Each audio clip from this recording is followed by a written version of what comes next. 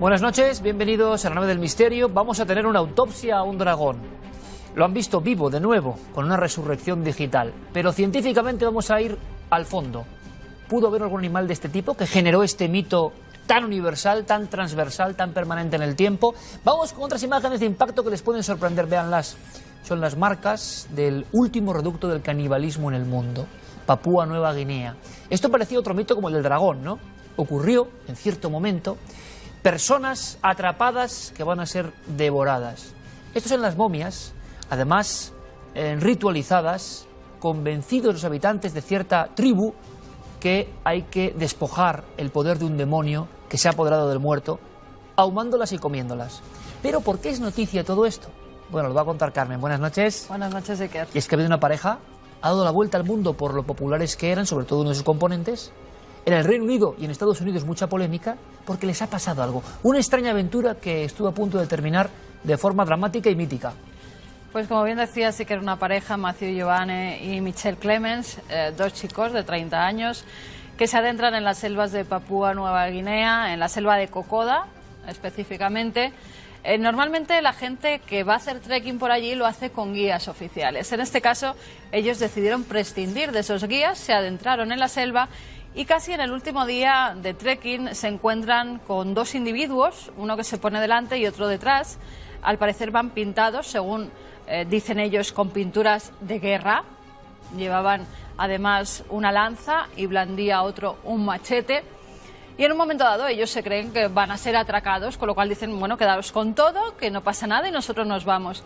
Pero al parecer las intenciones de esos dos miembros de una tribu pues no eran esas, sino que parece que eran otras muy distintas. Canibalismo, eso es lo primero que pensaron estos dos chicos, porque sabía que en esta selva quedan algunos reductos en algunas tribus que practican el canibalismo.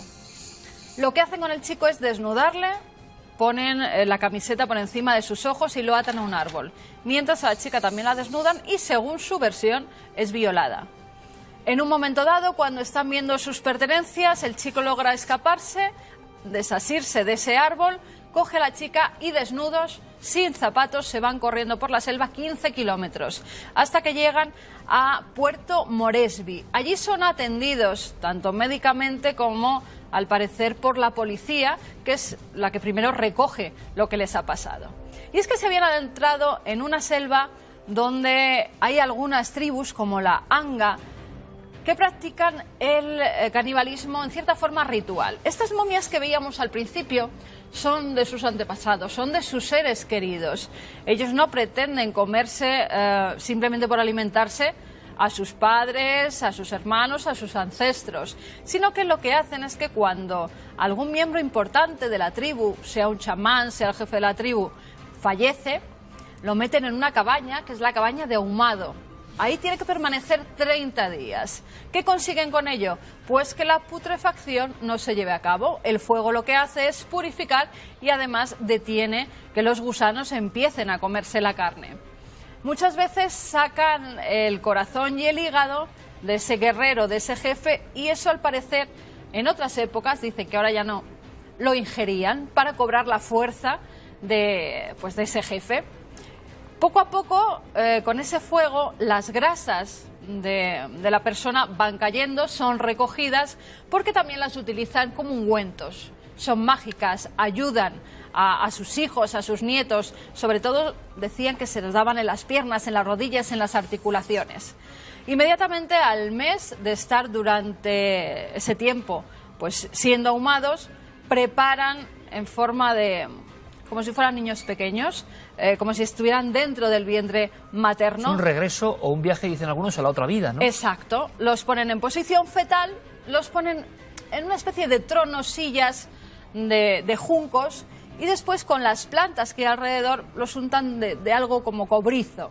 Tienen un aspecto como rojizo cuando están recién ahumados y recién untados de esa planta. E inmediatamente los llevan a un abrigo de la montaña, siempre mirando hacia la aldea, porque tienen que estar allí vigilando a los suyos.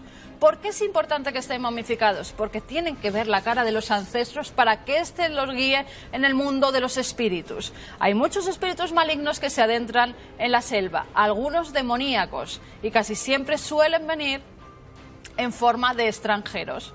Tú imagínate cuando se encuentran a dos personas que no van con un guía oficial que sabe por dónde los tienen que llevar, esas dos personas pueden ser una amenaza para la tribu. Por eso intentaron amenazarles, por eso la chica sufrió un corte bastante grande en dos de sus dedos. Hay Ellos presentan marcas y hay mucha polémica con esta historia, porque como decíamos, uno es un personaje muy popular y entonces la televisión en el Reino Unido y en Estados Unidos habla de todo esto. Hay una diferente corriente interesante, que es los tour operadores que aún viajan en algunas de estas zonas, aseguran que desoyeron cualquier tipo de seguridad. Y se habla de la polémica del viaje moderno, el viaje global. El explorador que se cree que todo es un parque temático, por un lado, y otros que decían que como te saltes ciertas normas, hay lugares del planeta todavía con punto rojo donde puede haber canibalismo. Canibalismo en el mundo, se ha hablado del Holodomor o la ola de canibalismo en Ucrania, o la ola de canibalismo, decían, en Corea del Norte, pero por otro tipo de cuestiones, no ritualísticas. Esto existe solo en algunos sitios muy concretos, dicen, de la Micronesia o en Papúa Nueva Guinea. Argumentos, polémica, lío tremendo con los operadores que ven que esto puede ser, estamos en este mundo nuevo, una amenaza para sus intereses. Claro. Y en ese follón estamos. Fíjate, yo cuando saltó la noticia pensamos pues darla, ¿no? Porque es una noticia de impacto. Pero en la redacción preferimos, vamos a parar porque seguro que esto trae cola. Y efectivamente así ha sido. Ya empieza a haber voces en las que se dice que han exagerado porque ahí ya no hay canibalismo. Que a lo mejor se vieron robados por estos indígenas y quisieron montar un espectáculo, ya que él viene del mundo televisivo y ha estado en un reality. ¿No? Cualquier cuestión convertida en espectáculo moderno. Y además saltan a la palestra los tour operadores. Hay 12 que operan justamente en esa zona de Papúa Nueva Guinea y que se han unido para decir hay algo que no nos casa. ¿Por qué?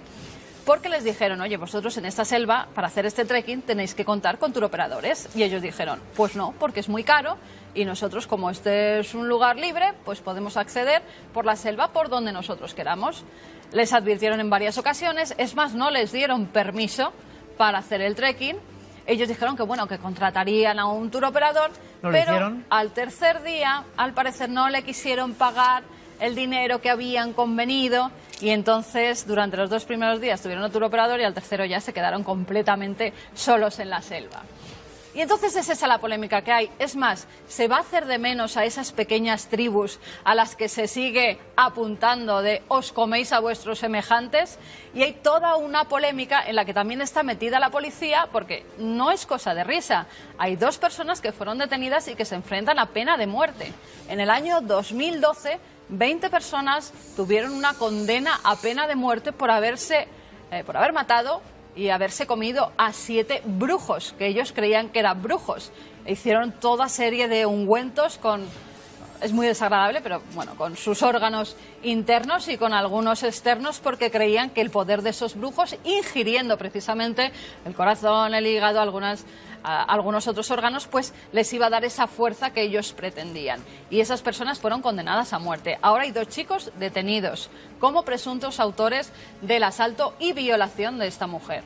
Es decir, el show, la polémica, personajes populares, el mundo, a veces complejo y oscuro, de los que operan en las guías turísticas y en algunos territorios prohibidos, la costumbre excitante de cuál es el lugar más peligroso, qué hace nos vamos y encima sin nadie. El mundo moderno en una historia que tiene que ver con viejas momias y con ciertos ritos. Aquí les hablamos del kuru, los últimos vestigios del canibalismo que producían ciertas enfermedades en los que ingerían cerebros. Todo esto vuelto a la realidad y aún no sabemos qué pasará, pero la imagen de 2 hombres blancos, en este caso, dentro de una jaula empalizada, con los miembros de la tribu montando el gran banquete que hemos visto casi en los dibujos animados, hoy sería imposible, pero lo hemos visto, bueno, pues se ha hecho realidad en Papúa Nueva Guinea la última gran polémica. En fin, el mundo sigue generando noticias que en el fondo son una enorme, sorprendente y a veces inquietante historia. Hay quien habla de choque de civilizaciones en el mismo planeta Tierra. Vamos con más conflictos y más misterios, por ejemplo el que tienen los astrónomos en torno a si este es el planeta X.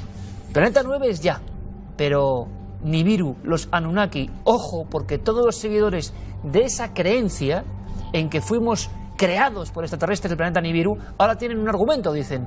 Resulta que esa órbita que ese planeta que faltaba en el sistema solar se acaba de descubrir. Vamos a tener un debate apasionante. Y no solo eso, sino que vamos a ir a un lugar de Sevilla, sorprendente, no quiero decirles más, donde están pasando cosas. Llevan pasando cosas desde los años 60 y resulta que hay un argumento en forma de agua. Vamos a intentar resolverlo con todos ustedes. Pero ahora, si te parece, Carmen, vamos a hablar de dragones, que parece otro mito, ¿no? Como esto de los últimos caníbales y que puede que tenga algo de verdad. Ven estas imágenes porque expertos zoólogos han llevado al mundo de la computarización, de la digitalización, al más mítico ser de la antigüedad repetido permanentemente. ¿Y saben lo que dicen? Que a nivel zoológico puede haber un argumento. Pudo haber un animal que fue, de verdad, el dragón.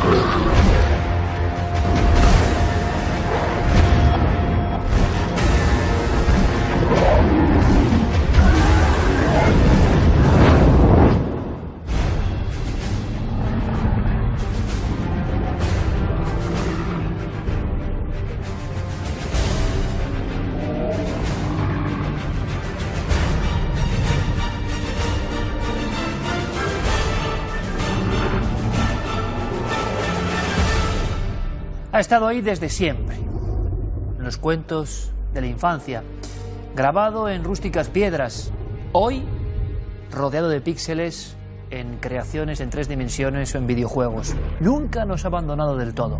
El dragón ha sido compañero del hombre desde el principio del tiempo. Y nos seguimos preguntando nosotros, humildes seres humanos, si hubo alguna vez cierta verdad para crear este arquetipo, este símbolo, este monstruo, este poder increíble de la naturaleza. ¿Por qué aparece? ¿Por qué se mantiene durante los siglos, durante los milenios? ¿Por qué siempre ha estado ahí como un eterno rumor? ¿Quién no sabe lo que es un dragón? ¿Quién no sabe de su poder? Custodio y guardián de tesoros o de poderes mucho más importantes todavía. Leyenda, o algunos dicen, verdad con cierta raíz zoológica. Evidentemente, el mejor especialista que lo ha estudiado con amor, a fondo, durante años, para desvelar un poco de este tema, está ahí con nosotros, es nuestro querido amigo, el zoólogo Fernando González Siches. Bienvenido, compañero. Muchas gracias, porque encantado, sé que te emociona especialmente esta figura del gran Juan Villa. Efectivamente, los dragones siempre me han gustado desde que era pequeño, entonces ahí, para mí siempre ha habido un punto, era una mezcla entre la parte artística que ves en cualquier representación de dragón y la parte zoológica, la parte que, como sabes, me apasiona y a la que he dedicado mi vida, que yo siempre me pregunto, ¿pudo existir un dragón en tiempos remotos en el mundo? ¿Y por qué no hacemos, Fernando, entonces ese estudio para intentar saber qué podía haber de realidad en los dragones? Perfecto, ya que tenemos uno, gracias a Juan, porque realmente vamos a empezar por una pregunta muy fácil. ¿Qué es lo que diferencia a un dragón, al arquetipo de un dragón, de un dinosaurio? Perfecto, y puedes enseñarlos tú en cualquier momento lo que quieras. Entonces, en principio hay 2 cosas globales que lo diferencian. Uno escupe fuego y otro vuela. Ninguno de estas 2 características se daban en los dinosaurios, salvo en los planeadores, que ya hablaríamos. Pero, ¿sería posible que un animal como este que tenemos aquí pudiera volar con este tamaño? Se calcula todo esto, este ejercicio de imaginación científica ya lo hicieron la gente de Discovery Channel con la BBC, y más o menos calculaban que un dragón podría pesar de este tamaño, podría pasar unos 400 kilos. ¿Podría un animal de 400 kilos, un toro de lidia, volar con unas alas como estas? Entonces empezaron a hacer cálculos reales, científicos, para ver si podían volar, y descubrieron, por ejemplo, que si hubieran tenido los huesos de las aves no son más que dinosaurios evolucionados en el fondo, con esos huesos porosos que tienen las aves, pues probablemente esto le habría ayudado mucho. El peso sería menor del que aparenta, pero aún así no podría volar. Si además de eso consiguiera tener una extensión alar, como se ve aquí en la representación de Juan, grande, eso le mantendría más o menos, podría planear grandes distancias, como un pequeño lagarto que hay ahora en Indonesia, por cierto, que se llama el Dracobolitans. Le llaman dragón volador. O sea, el nombre, lo que estamos aprendiendo contigo como científico, Fernando, es que el nombre del dragón está en la ciencia. Muy empleado está en la ciencia, ¿no? Sí, efectivamente. Bueno. Y lo ves y realmente es un dragoncillo con alas. O sea que es maravilloso. Pero podría mover las alas y volar, como lo hemos visto. Y entonces empiezan, toda la ciencia conocida hasta el momento empieza a hacer cablas y dice, bueno, si las bacterias que tiene este dragón en su tracto digestivo pudieran producir gases, por ejemplo, hablaban en concreto de hidrógeno y metano, que son mucho más ligeros que el aire, y los pudiera almacenar en alguna parte, este dragón igual podía Y ahí tenemos mantenerse. el aditamento que sería posible. Y entonces, la pieza exactamente. que falta. Entonces dentro calculan y hacen la hipótesis de que pudieran tener varios sacos aéreos como estos, Sacos aéreos. algo que ya la evolución lo ha dado en las aves, que le mantuviera con esos, es una especie de cepelines Ajá. dentro del propio dragón. Con eso ya sí que podría volar. Y además hacen un precioso estudio en el que cuando sufren un ataque o necesitan por algo volar, el metabolismo se acelera y produce más cantidad de gas y le hace volar más fácil. Aún así, eso resolvería la primera duda. Pero ¿podría un dragón escupir fuego? Esa ya es la prueba, nunca mejor dicho, la prueba de fuego de un dragón, ¿no? Entonces, para eso los científicos, mira, te voy a enseñar una pieza. ¿Sí? Como vemos aquí en la cabeza, está claro que es un depredador por los dientes que tiene. Y realmente las manifestaciones, todas las pinturas que hay en la historia de los dragones, de ser un tipo de dinosaurio, o haber venido de un dinosaurio, sería de la parte de los dinosaurios carnívoros, de los Lo predadores. curioso, Fernando, es que las pinturas y grabados muestran algo parecido a un dinosaurio cuando no se conocían los dinosaurios, ¿no? Cuando el ser humano no tenía conciencia de ellos. Exactamente, y ahora retomamos además los animales reales que le pueden apuntalar. Pero aquí, que lo ha hecho muy bien Juan, además de estos dientes de depredador clásicos, dientes muy parecidos a lo que puede ser un cocodrilo hoy, tienen unas pequeñas muelas Ajá. extrañas que a los científicos, estos de BBC, les dio la idea de que a lo mejor el metano y el hidrógeno son unos gases fácilmente inflamables. Si encontraban un catalizador para poder hacer que eso explosionara o prendiera, sí podrían generar una llama Que científicamente podía escupir. piensan que podía haber llegado ese momento. En las muelas de esta un poco parodia que hacen, encuentran fragmentos de una roca que tiene mucho platino, y el platino es un catalizador perfecto para esa explosión, con lo cual masticaría y al expulsar los gases que contenían, prendería esa mezcla Me de estás hablando gases. de un mechero biológico. Un mechero biológico que curiosamente existe. Hay un pequeño escarabajo que le llaman el escarabajo bombardero, que cuando le provocas tiene precisamente eso mismo, mezcla dos gases, tiene un catalizador y suelta un líquido a 100 grados que puede fundir a cualquiera de sus enemigos. Muchas personas estarán alucinando, pero lo que estamos hablando es, como siempre con Fernando, cómo la ciencia se ha intentado aproximar al gran misterio de un arquetipo que ha invadido la cultura humana y que puede parecer exageración, pero tendría alguna especie de base real, y yo me quedo sorprendidísimo porque la hay, ¿no? Claro, y de hecho me has hecho una pregunta antes muy buena. ¿Por qué ese aspecto de dinosaurio cuando no lo había? Cuando lo más que podían encontrarse era un fragmento pequeño de un hueso y no lo interpretarían como Claro. tal. Lo interpretaban precisamente como tallas de Dios, que hacía pequeñas jugadas para despistar a los humanos. No, pues yo creo que parte del origen real que tienen estos dragones viene de animales que existen y que la gente desconoce o no se lo imagina en la situación. Por ejemplo, yo siempre he pensado que el mayor dragón que hay hoy en la Tierra y que ha habido desde tiempos, desde antes del cataclismo que mató a los dinosaurios, desde el famoso meteorito, son los cocodrilos. Un cocodrilo marino yo he visto uno de 8 metros, pero dice la gente que en 8 tiempos metros. los pudo haber de 11. Un cocodrilo de 11 metros o de 8 metros con 1000 kilos de peso en el mar, porque son marinos, eso es un dragón. O sea, Claro, le faltan las alas y ese no escupe cocodrilo fuego, pero- marino muy desconocido para los que no sabemos mucho de zoología y que no solo tiene esa envergadura, esa potencia, sino que es uno de los animales más peligrosos del mundo, evidentemente, ¿no? El cocodrilo, sin duda, el que llaman devorador de hombres, es este cocodrilo. Pero además tiene una particularidad curiosa, que es que cuando abre la boca es muy naranja dentro, de color fuego. Y además tiene un paladar, que es también los de la BBC hacían este juego con los dragones, tendrían que tener un paladar, falso paladar, que tapa un poco la salida de los gases y puede permitir o no el paso para que salgan llamaradas y pueda concentrar el fuego. O sea, tiene mucho. Realmente, al ver un animal como este y tenerla en tu experiencia, el encuentro con otros animales, otra de las cosas que hablan del fuego, por ejemplo, y los reptiles, que puede ser el veneno de los grandes, el dragón de Komodo, otro animal en la ciencia actual, que siempre se había dicho que no era venenoso. Es un dragón no sé de qué. libro, vamos. Es un dragón de libro, es un bicho además antropófago. De hecho, cuando te vas a rodar, ves lo primero que te llama la atención, porque en el fondo les ves torpones, les has visto andar, y te choca porque la gente que vive en la isla de Komodo viven palafitos, pero en la arena, no tiene agua debajo. Y son para que los dragones no puedan, o sea, te dicen... Come carne humana. Comen carne humana y se comen las cabras, se comen todo. O sea, a un adulto es más difícil que te enganchen, si te pilla dormido te come, pero vamos, te come con seguridad. Y además te pega un mordisco y te mete un veneno que es como si sintieras fuego en el cuerpo. Fuego. Y es un dragón.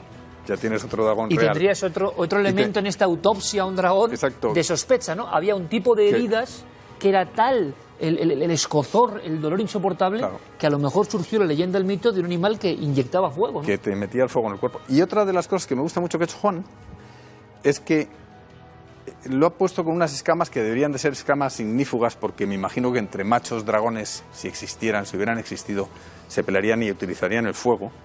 Pero además le ha puesto plumas.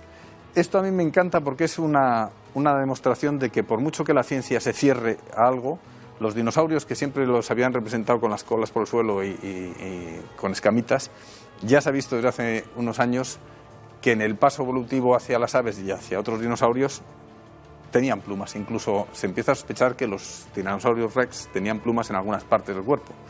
Es decir, que los dragones, de haber existido, probablemente también como grandes reptiles voladores, tendrían plumas. Pero más allá de todo esto que hemos hablado, si te fijas en este animal, hay algo que yo no he caído nunca, y mira que he mirado láminas y viendo el documental famoso, te llamaban la atención sobre ello. Es el único animal vertebrado que tiene 6 extremidades. Tiene 4 patas más 2 alas. Generalmente los que tienen alas y patas, o sea, no tienen 4 patas, sino 2 patas y 2 alas. ¿Por qué los dragones sí? Y entonces hacen un precioso ejercicio que nos viene bien a todos, porque lo que te dice es que no hay un dragón. Al principio de los tiempos, si hubiera existido los dragones, existiría uno con alas y patas, o sea, 2 patas y unas alas, como un dinosaurio, que hubiera evolucionado las patas delanteras, se habrían convertido en alas. Pero con el paso del tiempo, parte de ellos, llega la extinción masiva, se extinguen los dragones, digamos, que convivían en la tierra con los dinosaurios, pero en el mar, como le pasa a los cocodrilos, como los grandes saurios que salvaron de entonces, en el mar se conserva algunas especies de dragones. Y esas especies colonizan otra vez el mundo y empiezan a salir, por una mutación le menguan un poco las aletas, le crecen las alas, es decir, y lo más importante, lo que más me ha gustado de ese ejercicio es que se diversifican. Y eso da lugar a que haya distintos tipos de dragón, y eso da lugar a explicar por qué en Mesopotamia te hacen un dragón diferente, que en China incluso diferente, que unos son buenos, otros son malos, otros son peligrosos. Pero en los 5 continentes, desde el principio del tiempo, la creencia en un animal que no existe y que se representa es lo más raro del bestiario, ¿no? Sí. Sinceramente. Y sobre todo es muy raro porque tú puedes pintar una cosa que se parezca a un reptil, a un cocodrilo. Pero ¿por qué en Europa hay dragones con alas y en Asia Menor hay dragones con alas y en Oriente Medio hay dragones con alas? La gran pregunta, Fernando, es un ser que se extinguió, pero ¿por qué nosotros, la especie humana, guarda recuerdo mítico de esa especie permanente? Claro. Esa es la gran pregunta. Y nos sigue fascinando. A mí es un animal, los dinosaurios y los dragones, nos siguen fascinando. Yo sinceramente creo que la biología no es la excusa. Esto puede ser una creación del imaginario popular de nuestra especie, del ser humano. Pero biológicamente está claro, desde mi punto de vista, los dragones pudieron existir. Pudo haber un dinosaurio o algo parecido a un dinosaurio con capacidad de volar y con capacidad de escupir fuego. Un superpredador que incluso le podría, y así es como empieza el documental de referencia en el que yo empecé a pensar en esto, que pudiera haber matado los grandes saurios en defensa con ellos, no porque quisiera comérselos, pero digamos que estaba en la cima de la cadena trófica. Imagínate si alguno de ellos se salvó en el agua cuando muchos millones de años después apareció el hombre, lo que tuvo que ser encontrarse con uno de estos descendientes, ¿no? Qué maravilla de historia, Fernando. Qué maravilla contar todo esto con argumento científico, porque es muy bonito saber que los científicos en el aséptico laboratorio, con esa gran labor que hacen, van y se acuerdan del dragón para nominar algunas especies todavía hoy, ¿no? Desde el dinosaurio hasta animales vivos. Dragón está dentro de todos nosotros y queríamos simplemente hacer esta autopsia benigna para todos ustedes y que comprendiesen que puede haber mucho más que un mito, puede haber la esencia de un animal o grupo de animales que generó tal impacto en la especie humana que nunca hemos podido olvidarlo. Y lo seguimos recordando de alguna forma. Ha sido una maravilla hacerlo con Fernando, nuestro compañero. Muchísimas gracias, como siempre, de verdad. Un placer. Y es más, yo te invito, Fernando, a la Expo de Cuarto Milenio en León. ¿Te parece? Perfecto. Porque Pues allí yo nos creo vemos. que va a ser una maravilla encontrarnos con imágenes de este tipo. El día 4, Noche del Misterio, ya lo saben. Gracias por la acogida, porque es increíble. Gracias. Seguiremos haciendo Noches del Misterio en diferentes ciudades, las que vengan, y esperamos verles cara a cara. Y en la Expo, del 5 al 27 de marzo, en el Palacín, en León, ahí tienen Taquilla Mediaset, todas las vías de contacto, nuestras redes sociales, Nave del Misterio, ustedes ya lo saben, para poder estar en este mundo tan increíble del 4 al 27 de marzo en León, siguiente parada de la Nave del Misterio. Será una maravilla, yo sigo embelesado. Y vamos a seguir aquí un rato, aunque enseguida ya volvemos a la actualidad más extraordinaria. Fernando, vamos con las noticias.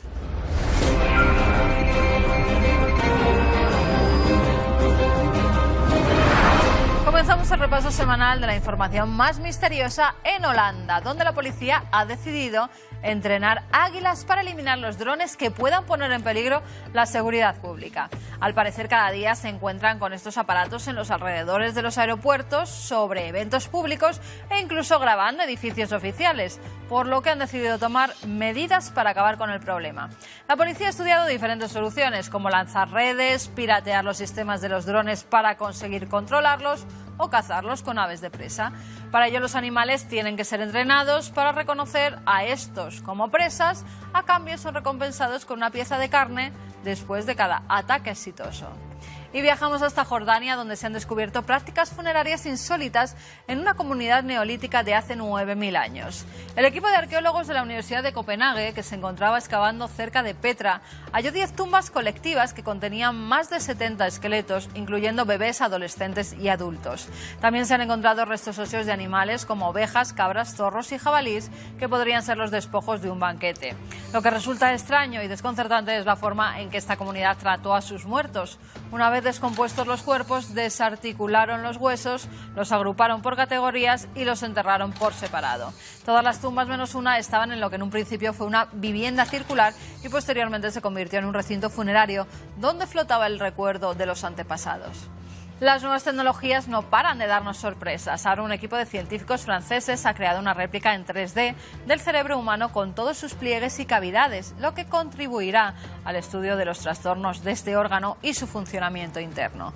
Los investigadores crearon la estructura elaborada con un gel elastómero rosa pálido, basándose en imágenes de cerebros de fetos humanos. Los estudiosos afirmaron que a pesar de que no todos los cerebros humanos son iguales, sí que deben serlo las dobleces para gozar de una buena salud, por lo que si una parte del cerebro o si la geometría que lo caracteriza no se desarrolla de forma correcta, podríamos no tener en el lugar correcto los pliegues y eso causaría trastornos.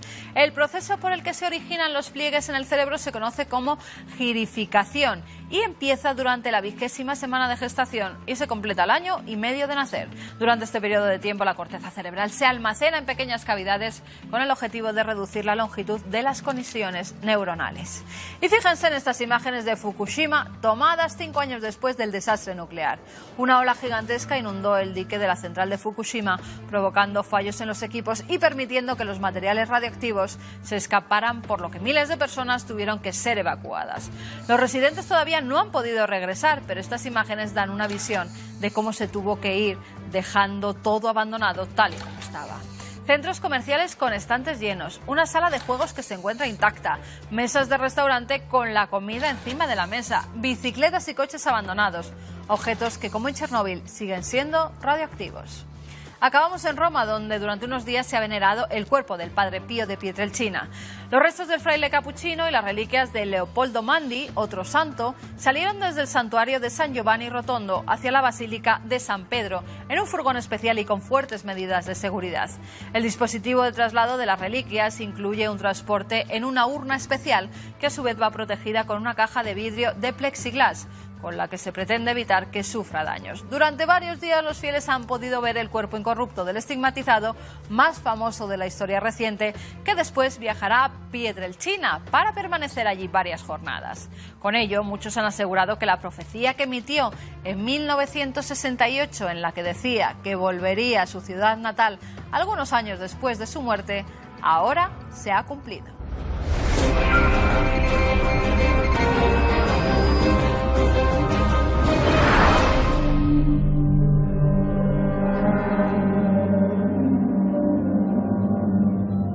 Científicos de Estados Unidos creen haber encontrado el 9º planeta del sistema solar. Claro, haciendo la cuenta, ustedes dirán, bueno, si ya hay 9 planetas de siempre, los que nos hemos aprendido de toda la vida. Pero hace 10 años parece que Plutón dejó esa categoría de planeta y ahora llegaría este misterioso planeta 9. ¿Por qué digo lo de misterioso? Porque curiosamente tiene mucho que ver, por lo menos en el mito, en el anhelo, en el deseo, de muchos que creían que efectivamente este planeta, lejano, pero dentro de nuestro sistema solar, era realmente una especie de hogar de una leyenda remotísima. Anunnaki, Nibiru, los que nos crearon, los que manipularon nuestro genoma, los extraños dioses con un tono un tanto oscuro que estuvieron en la Tierra. Todo ese mito, leyenda o verdad para muchos, del que hemos hablado aquí, resulta que cobra nuevos bríos. Un nuevo planeta. ¿Y por qué no lo habíamos visto antes? ¿Y si tenemos poderosos sistemas de vigilancia cósmica, qué hacía oculto? ¿Qué pasa en ese planeta? ¿Qué sabemos de él? Es momento de viajar hasta allí y de empezar de inmediato un polémico debate.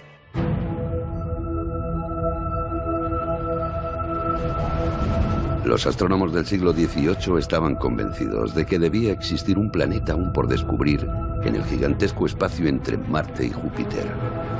Lo que allí aguardaba era en realidad una gran cantidad de escombros que hoy conocemos como el cinturón de asteroides. Urano, Neptuno y Plutón aparecieron después más allá de la órbita de Júpiter. Sin embargo, desde hace más de un siglo se especula con la posibilidad de que todavía más lejos pueda existir un planeta gigante que permanezca aún hoy oculto para la ciencia. Una hipótesis que parecía remota hasta hace solo unas semanas, con el hallazgo de lo que en efecto podría ser un nuevo planeta dentro del sistema solar, el planeta 9. Los autores del descubrimiento han sido los astrónomos Konstantin Batygin y Michael Brown. Curiosamente, fue el propio Brown quien en 2005 arrebató a Plutón su estatus planetario para convertirlo en planetoide primero y en plutoide después. Sus investigaciones en el Instituto Tecnológico de California han permitido ahora teorizar con la presencia de un nuevo planeta, un gigante cósmico que tendría una masa 10 veces mayor que la de la Tierra. Las primeras opiniones discordantes no han tardado en aparecer. Algunos científicos cuestionan el hallazgo al considerar imposible que un objeto de tales dimensiones no se hubiese descubierto antes. Por su parte, mientras la NASA pide prudencia, otras voces se han apresurado a mencionar el mítico Planeta X, un cuerpo que desde hace décadas los defensores de la teoría de los antiguos astronautas han relacionado con Nibiru, el supuesto lugar de origen de la civilización Anunnaki.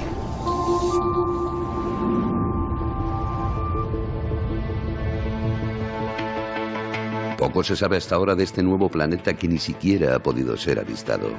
Su teórica existencia tan solo se basa por el momento en una serie de complejos cálculos orbitales, pero los investigadores afirman que solo hay una posibilidad entre 15.000 de que los datos obtenidos se deban a una simple coincidencia. La tarea de avistar al planeta 9 no será fácil.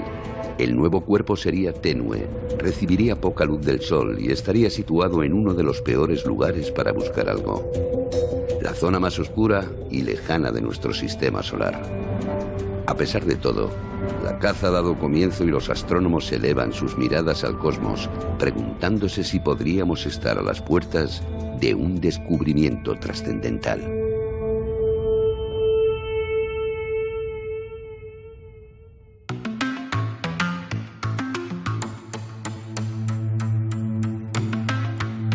Antes decíamos en el asunto del dragón que ese arquetipo, ese símbolo, venía desde luego mínimo desde áreas mesopotámicas De ahí también vienen historias que tienen que ver con visitantes ajenos a la Tierra, creadores de la humanidad. Ustedes saben muy bien, hemos hablado en alguna ocasión de Nibiru, los Anunnaki.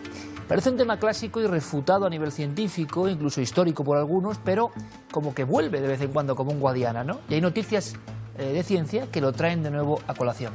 Vamos a tener un debate, una mesa intensa, seguro.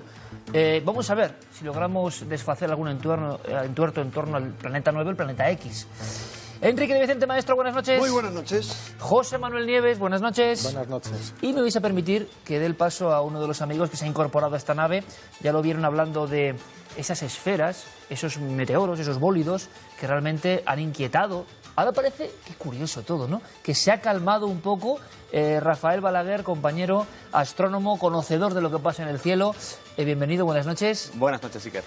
Hay temas que vuelven, como el de los Anunnaki, Nibiru, el planeta desconocido. Y tú me comentabas, en Petit Comité, y podíamos abrir con esto, que te habías tenido que tragar un poco tus propias palabras. ¿Por qué? Sí, exacto, es así. A ver, la astronomía es una ciencia muy bonita y apasionante, pero a veces sí que puede resultar un poco lejana para el público en general. Entonces, nosotros hacemos muchísima divulgación astronómica en el observatorio, nos encanta que venga el público, los niños, colegios, y muchas veces, pues, resulta que es más popular todo el tema de los Anunnakis, de Nibiru, todas estas pseudociencias, a veces, que no la propia ciencia en sí. Y entonces, en nuestras actividades muchas veces sí que nos preguntan, oye, Rafael, ¿y esto de los Anunnakis, esto de Nibiru? Y siempre, objetivamente, como científicos respondemos, a ver, nosotros pensamos que, a ver, es posible que haya un planeta más allá de Plutón, porque el sistema solar, bueno, está en constante redescubrimiento gracias a las nuevas tecnologías, entonces es posible que haya cuerpos que aún no hemos detectado. Pero si fuera un planeta grande, como se especulaba, pensábamos que deberíamos haberlo detectado. Pensábamos que no se había detectado todavía y, por tanto, decíamos Nibiru en principio no existe. Entonces, ahora sí que debemos empezar a cambiar un poquito ese discurso, tragarnos nuestras propias palabras, al menos en parte, y admitir que, por primera vez, eso sí, tenemos evidencias muy serias, muy sólidas, de que puede existir realmente ese gran planeta, un planeta del tamaño de Neptuno, más allá de Plutón. Pero claro, esto es muy interesante, Rafael, y ahora enseguida abrimos el debate, y es que lo que parece el siguiente barrio cósmico, o sea, no las superdistancias increíbles, donde ya tenemos ojos, siguen siendo lugar para la sorpresa, ¿no? En la siguiente manzana del cosmos pasan cosas que no habíamos visto y resulta que puede estar este planeta. A ver, no es la siguiente manzana, es nuestra manzana. Sí, es decir, sí. En el sistema solar... Sí, pero nuestro barrio, sí. Nosotros conocemos el meollito del sistema solar, que es el Sol y lo que tiene inmediatamente cerca. Y por inmediatamente cerca me refiero hasta Plutón, porque después de Plutón queda sistema solar para rato.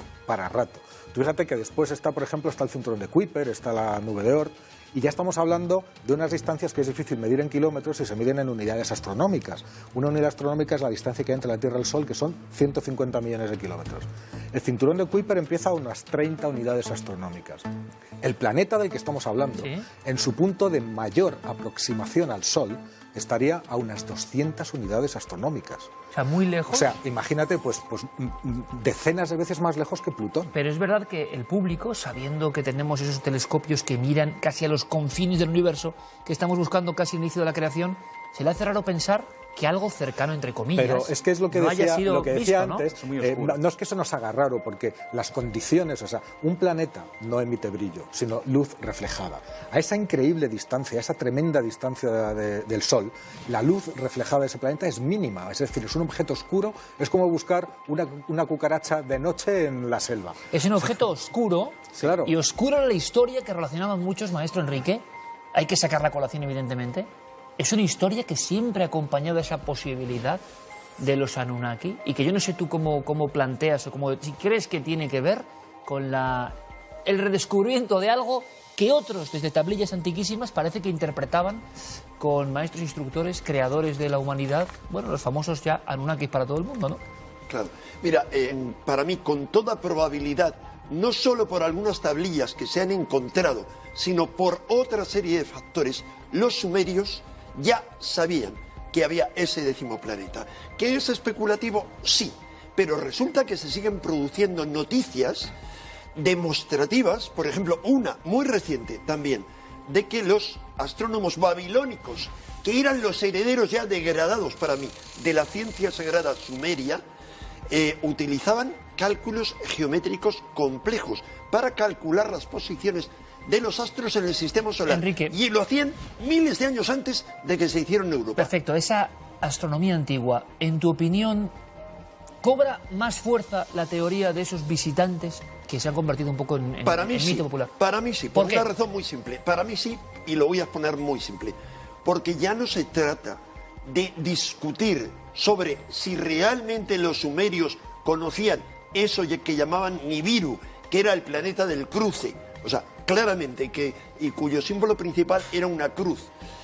Ya no se trata de decir si eso realmente era algo parecido al planeta X, sino lo importante es analizar, primero, el grado de conocimiento astronómico fascinante y luego la obsesión única de todos los pueblos de la antigüedad con las estrellas. Por ejemplo, un gran astrónomo, digamos astrofísico y arqueoastrónomo español, ha analizado todos los templos egipcios y lugares de todo el mundo y ha comprobado que todos tienen una orientación con respecto al Sol, a las estrellas y a la Luna. Eso está claro, ¿Por qué? Porque todo el mundo antiguo, simplemente porque era el recuerdo, primero, de una ciencia que no podían tener, porque no podían tener al azar ni los egipcios ni los sumerios, 3000 años antes de Cristo, un conocimiento astronómico cada vez más sorprendente, porque sí, y luego se degenera y no va a nada. Primero eso, y segundo, porque apuntaba, como todas sus leyendas, al origen de sus dioses, al origen de la humanidad. O sea, a la Vía Láctea, digamos, al camino del cinturón de Orión. Ahí habría largo que discutir. Para mí, la única hipótesis coherente es esa, salvo que pensemos, hay otra, y es que los astrónomos esos, como los astrónomos mayas, eran capaces de, saliéndose de su cuerpo por visión remota, viajar a esos sitios. Esa es la otra alternativa. Vamos a ver. Uf, como ya empiezas con las ensaladas, madre mía. No, empiezo simplemente vapuleándote antes de que tú me insultes. Antes de que termines de alinear la ensalada, voy a ver si consigo poner las cosas en Pero no me dirás que no es curioso que justo salga un tema que muchos reclamaban. Pero como... no, es que ahí es donde está la ensalada, precisamente. Una cosa es la astronomía, y es verdad, y además me quedé leyéndome el estudio de los babilonios, que ya utilizaban la geometría hace 2000 años antes que en Europa, es verdad, y que consiguieron localizar a Júpiter, por ejemplo, y determinar su órbita, que tiene un mérito tremendo. Eso de que después ese conocimiento haya desaparecido y no sé qué, pues son periodos históricos. También aquí tuvimos un renacimiento y después una Edad Media. Es decir, lo que yo pregunto es cómo llegaron a eso. Yo te hago una pregunta muy simple. ¿Cómo llegan a eso los sumerios desde la nada? ¿Cómo llegan a eso los egipcios desde la nada? No desde la nada. Hombre, o sea, construyen la pirámide con una orientación astronómica desde la nada. Los sumerios, que eran muy listos, y los babilonios también, y los egipcios, y los romanos, y los árabes, o sea, todos han aportado. Es decir, el ser humano ha ido aportando. ¿Han aportado? No. ¿Qué han aportado en astronomía? Dime. Los griegos, los romanos y tantos otros con posterioridad a los sumerios y a los babilonios. ¿Pero eso qué significa, Enrique? Había un contacto especial. Eso significa que de repente hay una edad de oro en todos los pueblos del planeta. Hay una edad de oro que se relaciona con la llegada de los dioses, donde hay una civilización esplendorosa y luego eso degenera. Explícame por qué. No todo el mundo tiene que aportar lo mismo, ¿vale? O sea, tú y yo nos parecemos, incluso nos podemos llegar bien, fíjate, nos gustan las mismas cosas, tú y yo tenemos gato. Pero ya empezamos a diferenciarnos porque el tuyo se llama Merlín y el mío se llama Darwin. O sea, tú fíjate ya cómo corresponde. Fíjate ya cómo empezamos. Por supuesto que la gente... Un perrito de Iker también se llama Merlín. O sea que ya nos situamos en dos campos. Es la vieja táctica de no dejarme hablar. Una cosa es que las distintas culturas, cada una por sus vicisitudes, por su historia, por su tradición, impulsadas por sus creencias que les hacen mirar más arriba, más abajo, más hacia el cielo, más hacia la tierra, van aportando conocimientos. Unos, los egipcios, por ejemplo, eran capaces de hacer operaciones de cerebro, cosa que los sumerios no hacían. Y por esto no decimos que los sumerios eran tontos ni al revés. Los sumerios tenían quizá unos conocimientos astronómicos más destacados. Otros pueblos desarrollaron las matemáticas, sin las cuales no seríamos absolutamente nada. Y otros, no sé, la literatura, la poesía y el arte. Eso no significa... Que yo sepa también los sumeros babilónicos con el maravilloso poema déjame que termine. No, que el problema que hay Quiero es que decir sabemos que muy me poco. parece una falacia decir que como sabían mucho y eran muy antiguos, pues está claro que vinieron y alguien se lo contó. Sí. Eso me parece una Esa falacia. es la gran teoría, ¿no? Esa es la gran falacia. No, para pero mí. oye, Luego- yo estoy abierto a otras Luego, alternativas. como estamos hablando del Explícanos planeta, cómo. como estamos hablando del planeta X y estamos No, hablando pero de... explícanos cómo obtienen esos conocimientos. Pero yo, ¿cómo quieres que sepa cómo Bueno, los pues una obtienen? cosa, Lo vamos a- único vamos que a te hablar puedo con decir astrónomos. es que no se los trajeron Rafael, los Anunnakis, eso seguro. Exacto. Bueno. Ahí está el tema de que Eso ha crees vuelto... tú, y yo creo otra Enrique, cosa. escuchamos un momento de Rafael. Ha vuelto, o por lo menos ese mito, ha ganado para algunos que creen en él, unos enteros, ¿no? Ese mito ha ganado unos enteros en base a Mito estas... verdad, yo no lo sé. Bueno, Yo no lo claro, puede ser una realidad en el momento en que finalmente consigamos una observación directa de este nuevo planeta que, hasta que no lo observemos y lo detectemos directamente, será una hipótesis bastante razonable Pero, por ojo, los indicios no gravitatorios. estamos buscando la Se está casa de buscando. los Anunnakis. No, evidentemente. Vale, pues que evidentemente. acláralo, porque no, si no, no- sí, desde luego que no. Pero los que creen los Anunnakis, Rafael, también han sentido de alguna manera que son millones de personas en el mundo, Sí. por lo que sea, por la fuerza de determinadas ideas, por la orfandad, quizá de sentido de muchas cosas, Claro. algunas ideas cuajan muy fuerte. Sí, y esas los Anunnakis ideas- han cojado. esas Esas ideas- personas están muy contentas Eso de es que esto relación. pase porque creen Claro. que es el hogar de los Anunnakis, ¿no? Claro, es que todo encaja con lo que comentaba un poquito Enrique. ¿Por qué las civilizaciones antiguas han mirado el cielo y han mostrado ese interés por el cielo? En realidad, ese interés por el cielo, aparte de la pura observación y del conocimiento científico, viene de un aspecto más profundo y espiritual incluso del ser humano.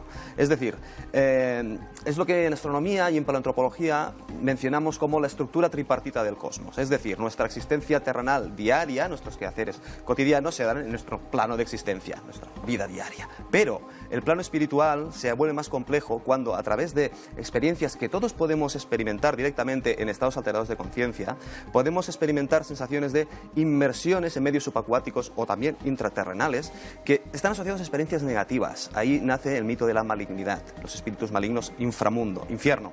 En cambio, cuando estas experiencias son al revés, son experiencias de ascensión, de subida a los cielos, son experiencias positivas, asociadas a los dioses, asociadas al sol, la luna, las estrellas, los dioses antiguos. Por eso, desde siempre la humanidad, desde que es consciente de sí misma y ha mirado el cielo, se ha maravillado, ha hecho esa similitud con el plano divino. La divinidad habita en el cielo. Por eso, siempre que hablamos de astronomía, algo nos remueve en el fondo y nos conecta con nuestro propio origen, que está efectivamente en las estrellas. Pero eso no deja de ser un sentimiento religioso. Exactamente. O sea, no tiene nada que ver con la ciencia, con el cálculo, con la observación y con la experimentación. No, pero sí entronca con lo de los antiguos y lo que ha dicho Rafael es fascinante. ¿Te ha ¿Por gustado, qué? te ha gustado? No, Ya lo he visto. fascinante. Porque ha mencionado una parte y la otra, aunque los dioses podían venir del cielo o de la profundidad de los abismos. Profundidad de los abismos que situaban, cuando uno estudia a fondo, como has hecho tú, como he hecho yo, las antiguas cosmogonías, de repente encontramos que tanto esas antiguas cosmogonías como el moderno ocultismo sitúan una morada de dioses caídos en los abismos. Y la identifica el moderno ocultismo y también algunas cosmogonías antiguas con la estrella oscura. Dark Star, esa a la que dedica el ocultista ¿Y dónde están esos David dioses Bowie, caídos? su último Claro. y satánico vídeo. ¿Dónde están los restos, Dark de Star. los caídos? ¿Dónde están las No, construcciones de pero los perdona, caídos? que yo estoy hablando, ¿Dónde están? Nieves, que yo estoy hablando con cosas que no tienen que ver con la ciencia y No, de las pero- que tú obviamente no sabes O sea, que han nada. desaparecido. No sabes nada. Han Estoy estado- hablando han de estado esa aquí tradición y han- oculta que dice los se han ángeles volatilizado. caídos se hundieron en la profundidad del abismo. El abismo siempre se relaciona en la mitología con los mundos gélidos, con más allá de Plutón. A Plutón, que es el Tendría que rey ver de la con este planeta en tu Con opinión. ese planeta se le ha llamado por parte de algunos teóricos modernos, no el planeta, cuidado. El problema ahí es que entraríamos en discusión de ¿es un planeta o es una estrella No, oscura? un momento, es un momento. una estrella No, enana marrón, qué es. No, una enana Enrique. marrón Dice Rafael, gemela no del sabemos sol. qué es. No, claro, Cuidado, claro. gemela del sol a la que se le ha llamado la estrella Enrique, no te oscura metas ahí. o de verdad. Némesis. Claro. No te metas en que estás mezclando otras No, cosas. pero metámonos ahí, o me vais a decir que no es ciencia eso. No, a ver, no sería ciencia en el sentido en que, claro, harían falta pruebas que apoyaran todas estas No todas sabemos estas exactamente evidencias. qué es eso. No sé Pero es una exactamente- hipótesis. no sabemos es una qué es. hipótesis No, hecha pero por eso no quiere decir científicos que de sea cualquier primera cosa. línea. Claro, Vamos a ver, evidentemente. un momento. No, un momento. es muy importante. Sí, vale. Yo te voy a explicar por qué. Déjame, ahora mismo, déjame Sí. un minuto. No sabemos qué es, sabemos que es un cuerpo grande, se ha situado su masa entre 5 y 10 veces la de la Tierra, es decir, podemos estar hablando de un cuerpo del tamaño de Neptuno, más o menos. Sabemos cuánto dura su órbita, es una órbita larga, muy alargada, pues y que dura 15.000 años esa órbita, que la parte más cercana está a 200 unidades astronómicas y la más lejana entre 600 y 1.200, o sea, lejísimo. Sí. O sea, lo mínimo a 30.000 millones de kilómetros. No, es muchísimo más que eso. No, 30.000 millones de kilómetros. ¿Y qué? 20 unidades. Sabemos todo eso y lo sabemos por las indicaciones de lo que sí podemos ver, que son una serie de cuerpos más pequeños, de planetas enanos, Eris, Sedna, otro tipo de planetas, en cuyos movimientos, en cuyas órbitas, no se explicarían bien sin la presencia de ese objeto. Pero, ojo, de ahí a que sea ese planeta justamente, es que puede haber más planetas. Sí, es claro. que la ciencia lo que dice es que a lo mejor no hay uno, a lo mejor hay 5. Totalmente. Pero que ni siquiera lo sabemos, o a lo mejor hay más. Giran en torno a, por esa excentricidad, en torno a una estrella gemela del Sol. ¿Por qué digo eso, Iker? Porque la mayoría una de estrella y un planeta es muy diferente, Enrique. Yo voy a decir algo y me voy a decir si es verdad o me lo he inventado. Porque se supone en este momento que la mayoría de las estrellas descubiertas son sistemas binarios, donde hay 2 estrellas. Entonces, sostienen muchos científicos desde hace tiempo haber descubierto, según cálculos, según especulaciones, que podría haber una estrella enana, una enana marrón o algo parecido, se la ha llamado estrella oscura también. No es algo tan antiguo, digamos, en cuanto a especulación o teoría científica, que estuviera oculta en la nube de Oort, que es a una distancia inmensa, y en torno a la cual giraran esos planetas, porque si no, no podríamos entender cómo unos extraterrestres utilizaran eso ni siquiera como base, porque se helarían. No, claro. No es factible la vida en este planeta, ¿no? Tal y como la conocemos, Rafael. Bueno, tal y como la conocemos, no. Probablemente no. Porque el mito, repito, para quien se quede un poco fuera, si no, y hay que hacerlo de vez en cuando, es tradición antiquísima a través de una serie de tablillas de unos dioses instructores que vinieron de un lugar a enseñarnos lo que... Para que te des una enseñarnos o a manipularnos genéticamente. El Sol, desde ese planeta, si nos colocáramos allí y miráramos al Sol, lo veríamos solamente como una estrella más, un poquito más brillante. Difícil para la vida, por tanto, antropomorfizada como la conocemos. Desde luego que sí. O sea, la creencia en seres antropomorfos que vienen de distancias inimaginables, para mí como científico se me hace muy difícil. ¿Que podría ser probable? Pues hay unas leyes en evolución que nos hablan de la convergencia adaptativa, es decir, especies muy distintas que habitan nichos ecológicos muy similares al final acaban desarrollando formas parecidas. Pero claro, esto sería pues muy arriesgado a hablar de extraterrestres con forma humanoide, es lo que a mí me hace desconfiar cuando hablamos de extraterrestres. O sea, nosotros siempre, los astrónomos, siempre que hablamos de vida fuera de la Tierra, hablamos en términos de vida bacteriológica, bacterias, microbios, que eso sí que es muy plausible. Siempre diré que la vida es ubicua, está en cualquier parte del universo, pero siempre será vida de este tipo menos compleja. Vida inteligente, pues muy probablemente también existe, estará lejana probablemente, y en nuestro sistema solar otra especie antropomorfa. ¿Se te hace difícil? Se me hace muy complicado. Interesante, Enrique.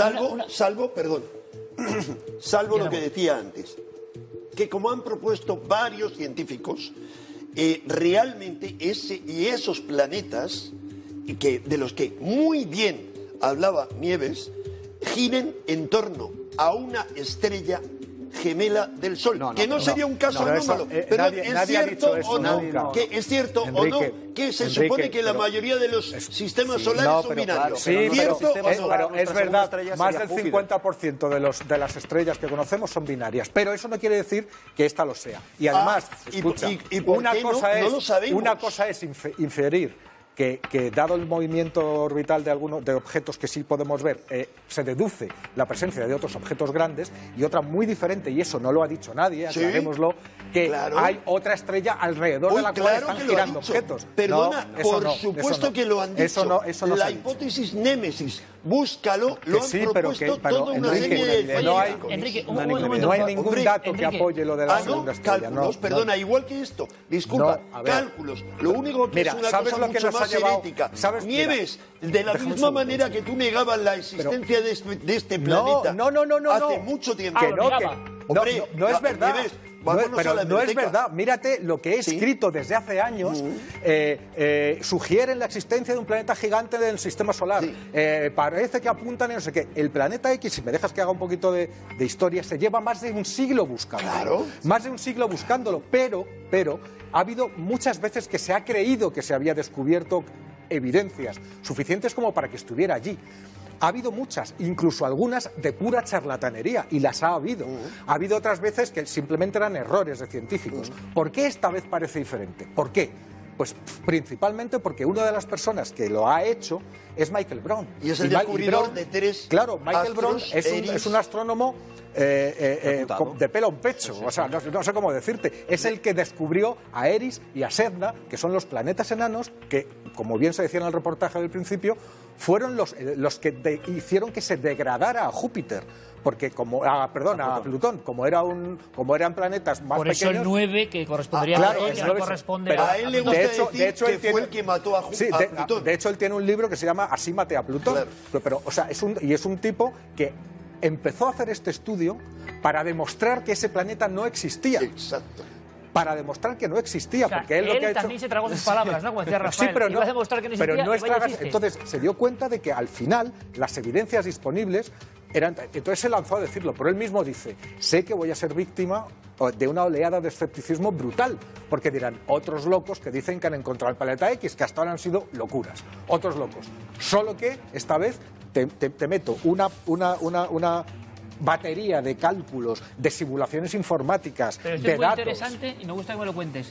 La persona que intentaba hacer un libro en contra de ese planeta, al final se convierte totalmente porque Sí, ve que hay una evidencia. Pero no saliéndose nunca de la Sí, ciencia. sí, no digo o sea, eso, aquí no pero- estamos hablando ni de virus, ni de Anunnakis, ni Oye, de nada. Enrique, Estamos importante. hablando de grandes cuerpos desconocidos dentro del sistema Los solar. amigos de los Anunnaki, los amigos de esa teoría de extraterrestres en la antigüedad, provenientes de un lugar concreto que llamaban Nibiru, ¿por qué podrían estar contentos? No quiero decir, que tú lo compartas, ¿eh?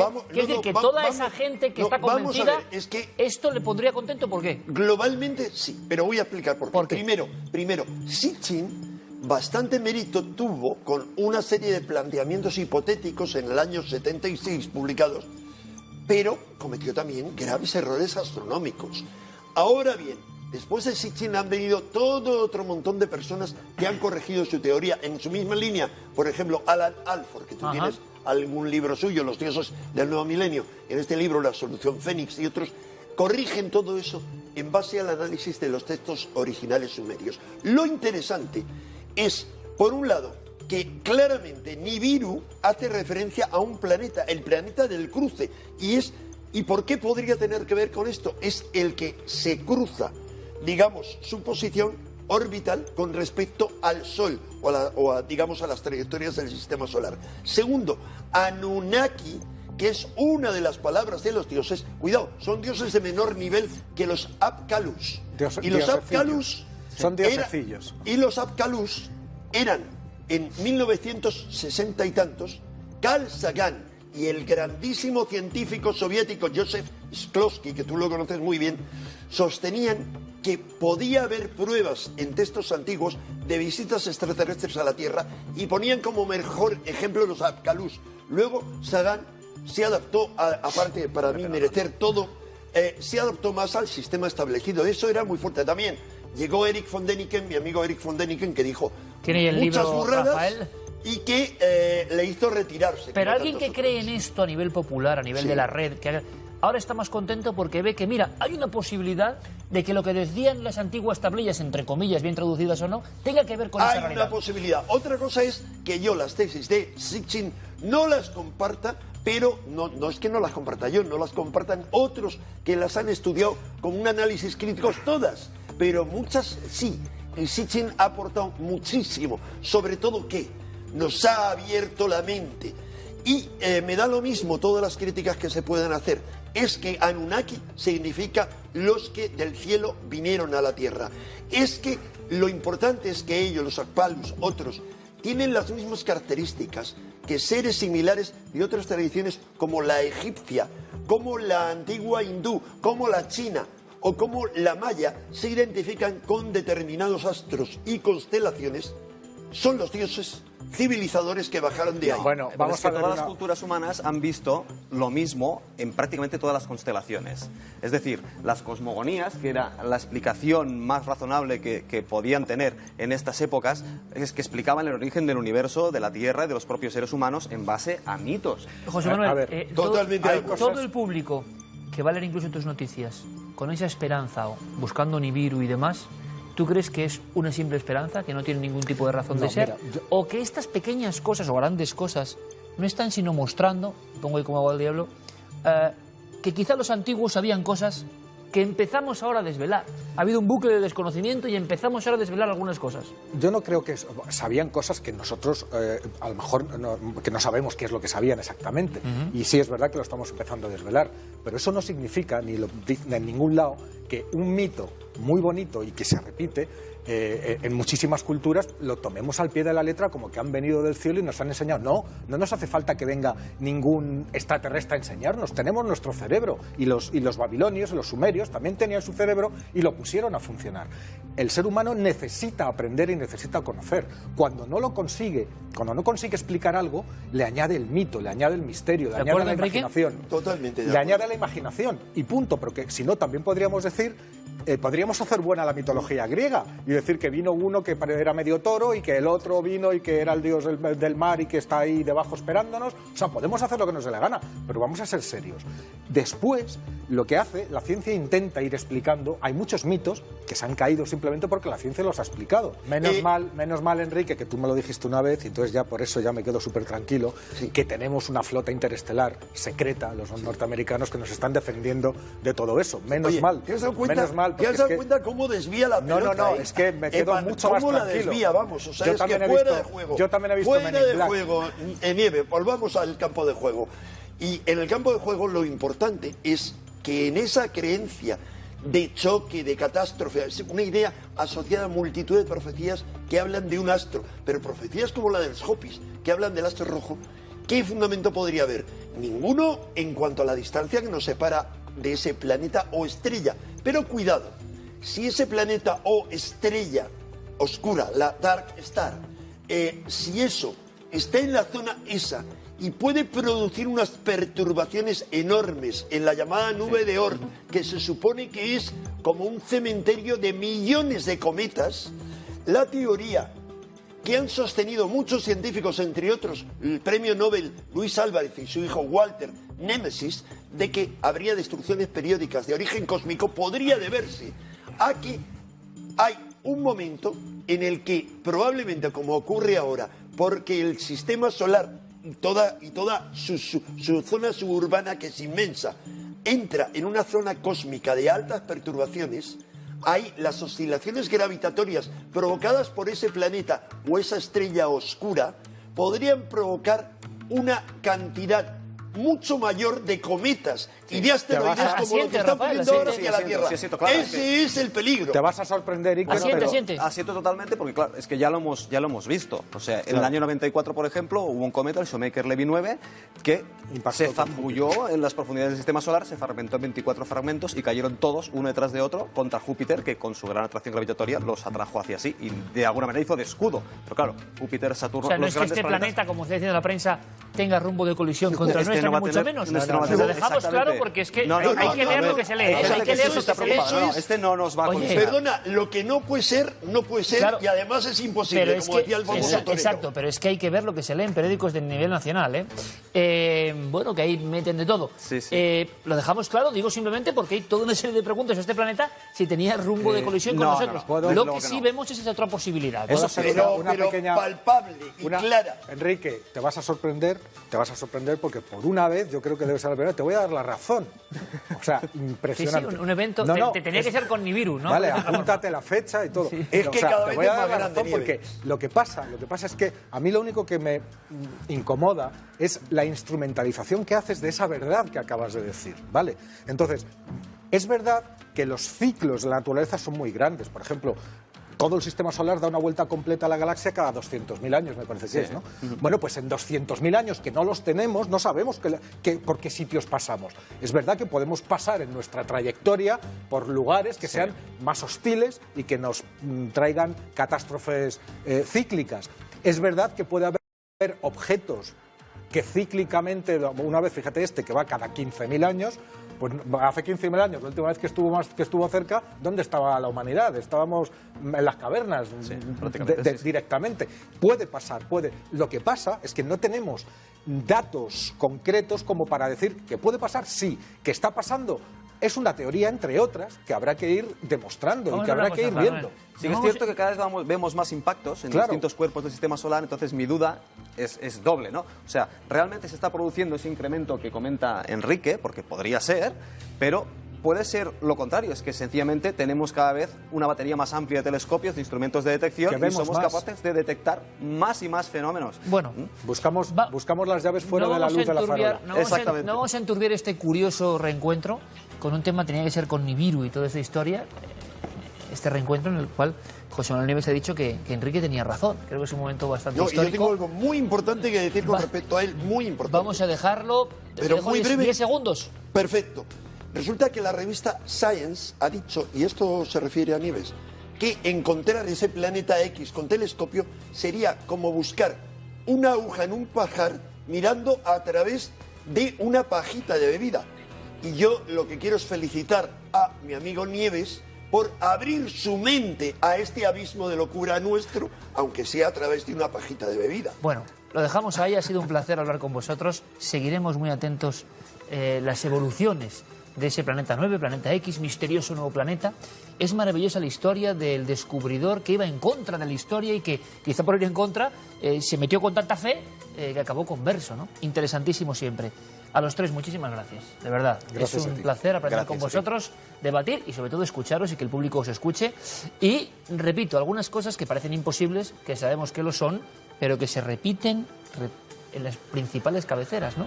Se convierten en nuevos mitos que se filtran, o mejor dicho, no se filtran, surgen, llegan al público.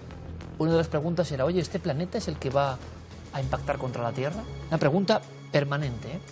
Vamos con Mundo Insólito.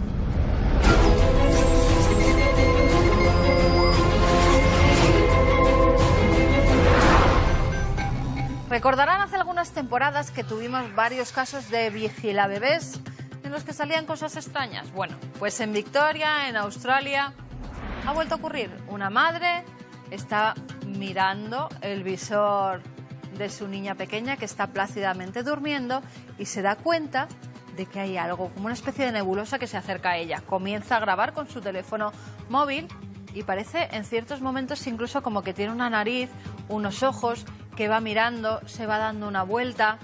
Después esa energía gira y traspasa la pared que tiene al fondo. Ahí lo vemos cómo se va alejando. Pero es que sale de repente otra presencia todavía más grande que también se acerca a mirar cómo está durmiendo esa niña tan chiquitita.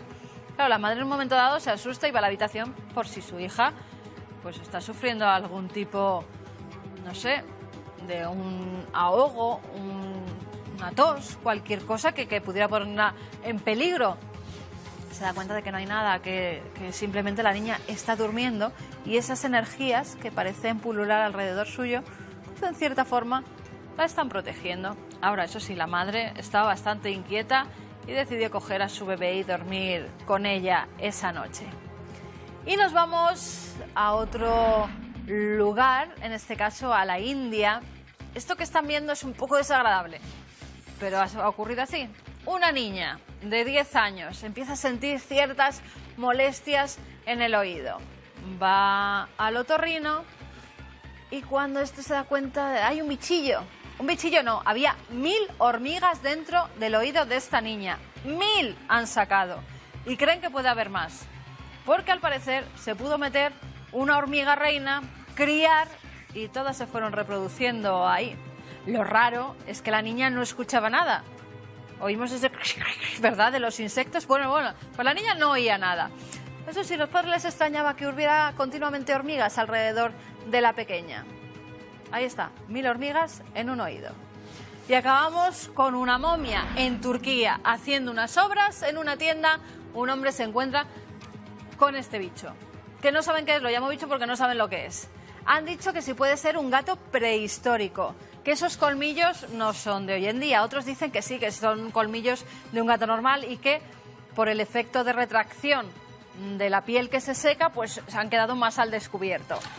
De la cola a la cabeza mide más de 1 metro, con lo cual puede ser un gato salvaje, no de los domésticos que conocemos hoy en día. El caso que ya hay gente que dice que puede ser un animal extraño de hace como 10 o 15 siglos. Bueno, si hay algún zoólogo, a ver si nos puede aclarar qué puede ser este animalito que ahora tienen expuesto en la tienda donde se ha encontrado en Turquía.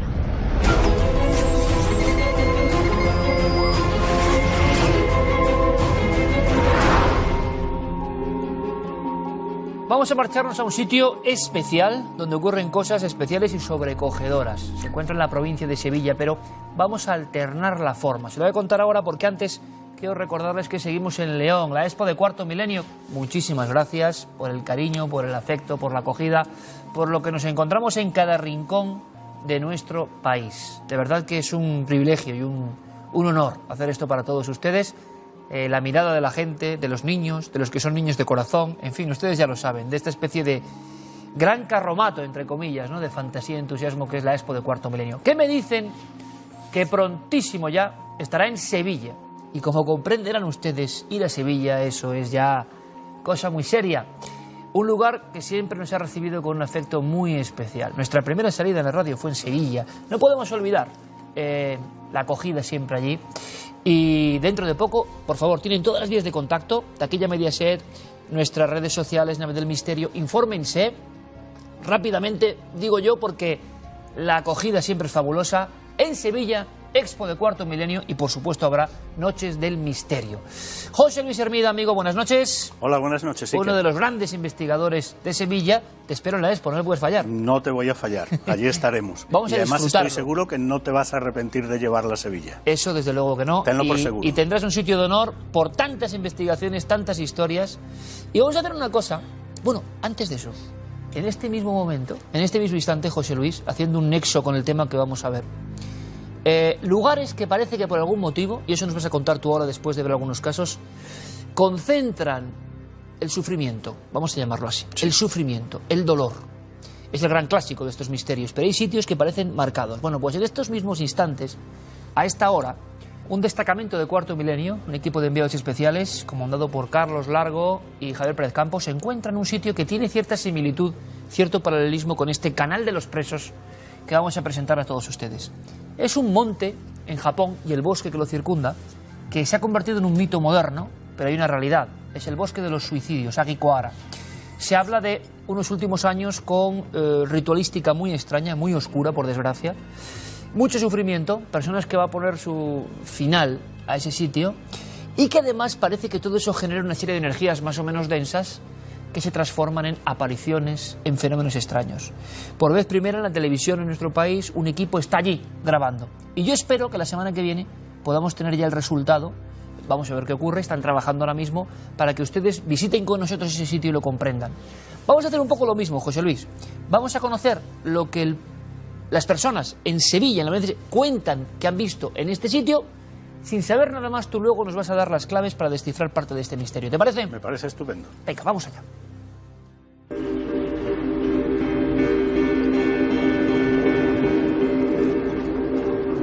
A las afueras de la capital hispalense corre hoy, como lo lleva haciendo durante las últimas 5 décadas, el conocido Canal de los Presos.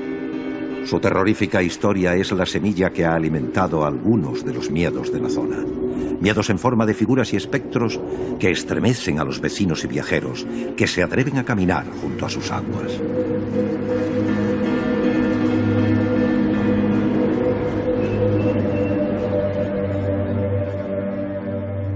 Fue hace ya varios años, ahora unos 6 o 7 años, yo iba en camino. Volví a mi casa de Sevilla a Mairena del Alcor por la carretera que entonces estaba en obras.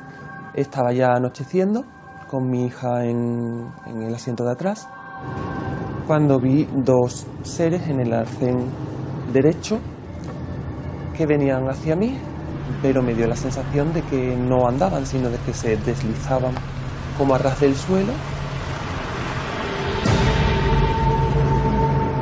Y a medida que se acercaban, pues me di cuenta de que la ropa que llevaban era como una especie de pijama y que todos ellos estaban como, eran los dos como gris, Tanto la ropa como la cara, la piel, era todo como muy grisáceo. Daba la sensación de que eran dos personas mayores, muy tristes, con la mirada perdida, y cada uno de ellos llevaba al hombro una herramienta. No sé si sería un pico o una pala, o no sé, a mí me daba la impresión de que eran como trabajadores o presos.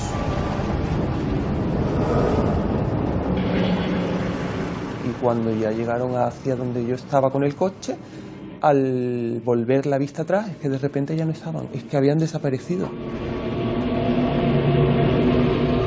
Mirada perdida, rostros inexpresivos, caminar errante y mecánico, como si anduvieran sobrevolando el suelo, y su repentina desaparición son algunos de los elementos comunes que encontramos entre los testigos del canal de los presos. Si no recuerdo mal, eran las 3:30 de la madrugada. Nos dirigíamos desde Mairena del Alcor hacia la barriada de Torreblanca, aquí en Sevilla, por la carretera antigua. Y sobre medio camino por ahí, yo iba en el vehículo, en el asiento trasero derecho, y noté que mi compañero pues redujo la velocidad del vehículo y dijo: mira, hay un hombre parado aquí en la carretera. Nos quedamos mirando fijamente a lo que es el hombre y vimos como si fuese un mono de trabajo y como si fuese una herramienta antigua de trabajo puesta en el hombro.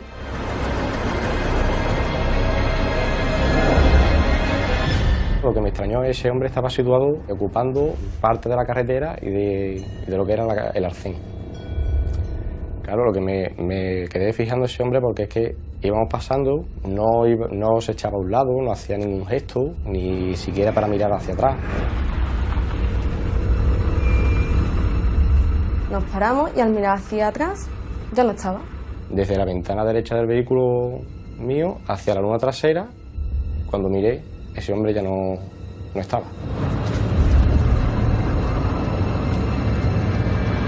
Lo que me pude fijar de él, la expresión de la cara, era una mirada fija hacia una señal de tráfico que tenía enfrente, pero ni parpadeaba, ni gestuaba con la cara, ni miraba a la izquierda, ni a la derecha, nada. Era una mirada fija hacia la señal de tráfico. ¿Qué esconden estas misteriosas figuras? ¿Cuál es su historia y qué nos quieren contar? El canal de los presos podría ser una puerta aún sin cerrar entre nuestro mundo y el más allá. Un lugar por el que supuestamente deambulan sin descanso algunos de los obreros que allí trabajaron hace décadas.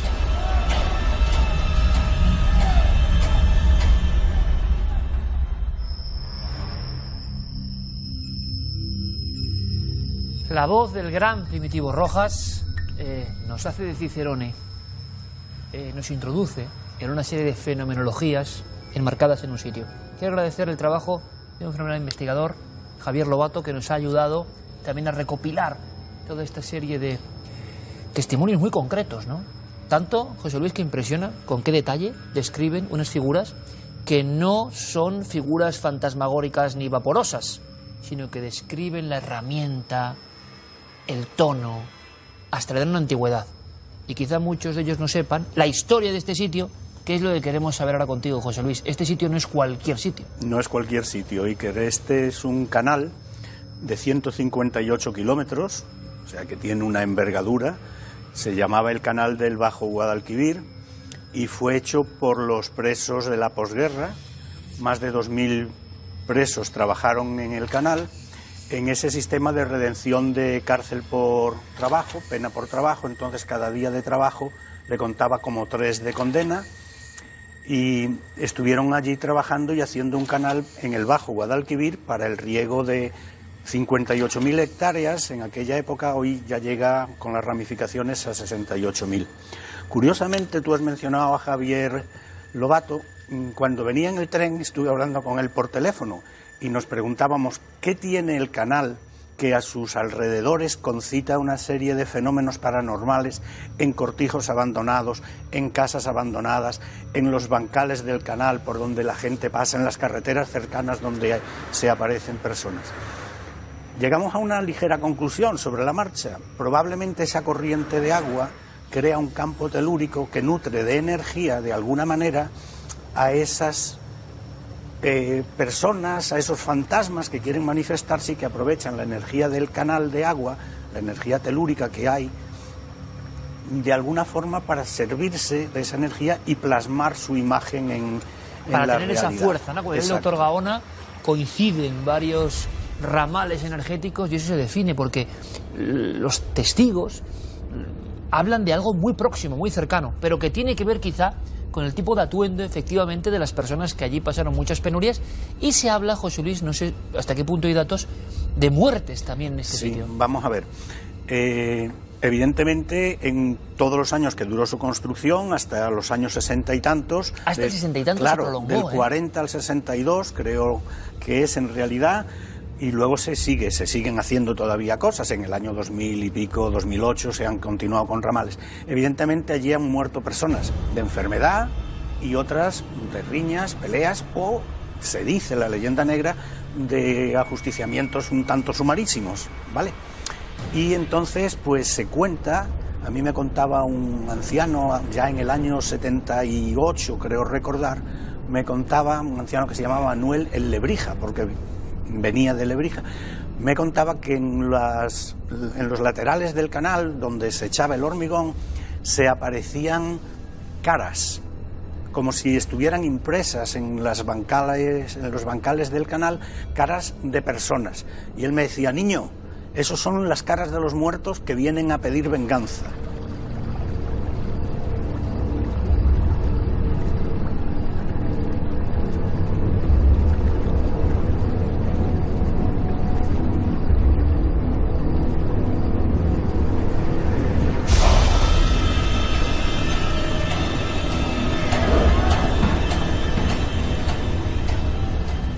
Esto te lo cuentan a ti investigando en el 78. En el 78. Hace más de 35 años. Y ya hay ese rumor entre la gente de allí de que pasan cosas allí. Claro, lo hay desde siempre. Y es más, me decía, ¿y a ti te han contado, niño? Porque me llamaba niño, yo en aquella época era muy joven, tenía 20 y tantos años. ¿A ti te han contado lo de las luminarias de los muertos? Y le decía, Manuel, ¿qué es eso de las luminarias de los muertos? Dice, niño, que en la noche de niebla se ven como unas manchas de fósforo que arden así al viento, que se mueven, y que esos son los cuerpos de los que han tirado al cemento, porque decían que para hacer desaparecer los cadáveres que no se deseaba que se supiera que habían fallecido o habían sido de alguna forma ejecutados, a lo mejor, pues los tiraban al hormigón fresco, y cuando se solidificaba el hormigón aparecían en un momento dado caras o imágenes o bultos que asemejaban partes del cuerpo. O sea, un lugar que en la memoria popular tiene como un sitio de sufrimiento absoluto durante varios años y que luego se concentra, pero claro, muchos de los jóvenes que describen, por ejemplo, estos casos no saben nada, de la historia. Nada. ¿Cómo se quedan cuando tú les argumentas lo que había ahí y la penuria que se pasó ahí? Pues de piedra, porque evidentemente ahí se pasaron muchas penurias, ahí había campos de concentración, había zonas de prisioneros, había poblados, muchos de los poblados de alrededor del canal son poblados donde vivían los familiares de esos presos, y también me contaba este hombre, que le habían hablado de historias de soldados que desfilaban. Ya en aquella época, visiones en los años 78, en carretera o cerca del canal de figuras que desfilaban por encima del canal. Wow. Y que iban con el tabardo, porque me lo decía clarísimamente, iban con un tabardo militar, con un mosquetón, el Mauser, él le llamaba el Mauser, con el Mauser, y con el gorro con el pompón. Y le digo yo, inocente mí, yo estaba empezando, le digo, ¿y las botas harían ruido? Y dice, niño, no llevaban botas, no se le veían los pies. Era como si flotaran y desaparecían. Que es lo mismo que nos cuenta esta testigo tan claramente. Lo mismo. Algo que se va deslizando y que hemos visto en otros lugares de tragedia. Sí. ¿Hay más testigos aparte de estos, José Luis? ¿Tú crees que han visto cosas de este tipo? Estoy totalmente seguro. Yo conocía a Manuel, que me informó, pero he conocido también a otras personas que indirectamente me han hablado de apariciones. Y te voy a decir una cosa, nosotros mismos estamos investigando apariciones de mujeres que se deslizan por las carreteras cercanas al canal y que llegan a atravesar los puentes del canal. Hoy en día, estoy hablando de hace un año, En el mismo sitio. En el canal, porque el canal son 158 Pero hay kilómetros. unas zonas, digamos, hay zonas especialmente calientes. Privilegiadas, digamos, para este tipo de fenómenos. Y como decías, tú que has investigado tantas casas encantadas, cortijadas, que has traído aquí historias impresionantes, resulta que muchas coinciden en la proximidad a esta gran vena de agua que transmite no solo agua, sino a veces parece que Pánico. otras cosas también, ¿no? Bueno, el último programa que hicimos sobre la investigación de la Mejorada Baja, a menos de 50 metros de la puerta de la Mejorada Baja pasa el canal de los Presos, donde también en ese canal pues se producen muertes hoy en día accidentales, muchas de ellas accidentales, pero también suicidios. Es una atracción morbosa, nefasta, macabra, que lleva a la gente a acercarse al canal y a tirarse. Estaba diciendo yo que nuestros compañeros estaban ahora en el bosque de Agikoara. Como es Japón, ese Agikoara se conoce en todo el mundo, y más que se va a conocer. Sin embargo, esto pasa en la Sevilla, digamos, interior, pero hay gente que va a suicidarse justo a estos lugares donde hay una fenomenología previa, como tú decías, como si algo atrayese, ¿no? Sí, hay como una imagen, como una fuerza negativa de lo macabro, de lo telúrico, de lo tenebroso, del lado oscuro, y atrae gente, unos por accidente, resbalan por los laterales del canal, que están en forma de V, caen. El canal, cuando lleva agua, lleva un torrente muy considerable, de 1 metro, 2 metros de agua, a veces más, que arrasa todo, y estas personas a lo mejor caen y no se pueden librar. Vamos a hacer una cosa, José Luis, seguiremos investigando muy atentamente. Parece que hemos puesto el dedo en la llaga de un sitio que sí a nivel local se conocía, pero que desde luego a nivel nacional de investigación nosotros éramos ignorantes. Es increíble la capacidad de visión de algunas personas para describir con tanta atención. Repito, no son sombras, son figuras que desde luego nos muestran una diapositiva antigua de la historia. Tiene que ver con todas las personas que construyeron esto y las penurias que allí hubo. Se vuelve a repetir, ¿no?, la extraña coordenada. Seguiremos investigando. Yo lo que quería es que ustedes viesen primero los casos y luego tuviesen como la firma, la referencia de, ojo, que como tantas otras veces el lugar no es lo de menos. José Luis Hermida, como siempre, amigo, que es un placer que estés con nosotros. El placer es mío. Nos vemos en Sevilla en la Expo, ¿eh? Nos vemos. Gracias, amigo, Hasta como siempre. luego. Me voy ahora con otro buen amigo del programa. Se ha hablado mucho del impacto en la mente infantil por ciertos motivos de la actualidad, hasta qué punto se daña o no la mente infantil, y yo pregunto hasta qué punto incluso puede ser una rémora que llevemos a nuestro futuro, algo que nos ha impactado. ¿Cómo es de sensible la mente del niño? ¿Por qué tenemos que protegerlo? Bueno, vamos con Mente Colectiva con el doctor Gaona. El caso de los títeres ha sido el último gran escándalo, y se ha hablado mucho a partir de ese instante y de ese acontecimiento y de esa polémica de qué es bueno para los niños, qué es malo para los niños, cómo afectan al cerebro infantil ciertas imágenes, ciertos actos. Bueno, vamos a ir un poco más allá, no de la noticia, sino de la sensibilidad y de lo que implica la imagen violenta, agresiva, lo que está pasando ahora mismo en el mundo con los niños, que evidentemente es lo que más nos importa. ¿Quién es el cicerone de la mente colectiva? Pues no hay ni que presentar, doctor Gaona, bienvenido. ¿Qué tal? Buenas noches, Iker. Bueno, mucha polémica, mucho ruido, pero como dices tú siempre, es que siempre estamos de ruido en ruido, o sea, no para el ruido. Y este acontecimiento concreto ha vuelto a hacer hablar a los expertos en torno a cómo se quedan algunas imágenes no adecuadas para los niños. Vale, yo te pregunto, doctor, ¿mito o verdad? ¿Realmente el cerebro del niño es una esponja y puede afectarle tanto una imagen agresiva, o realmente limpia esa imagen y continúa su normalidad? El cerebro del niño realmente es una verdadera esponja ante la cual todos los estímulos van moldeando como si fuese plastilina.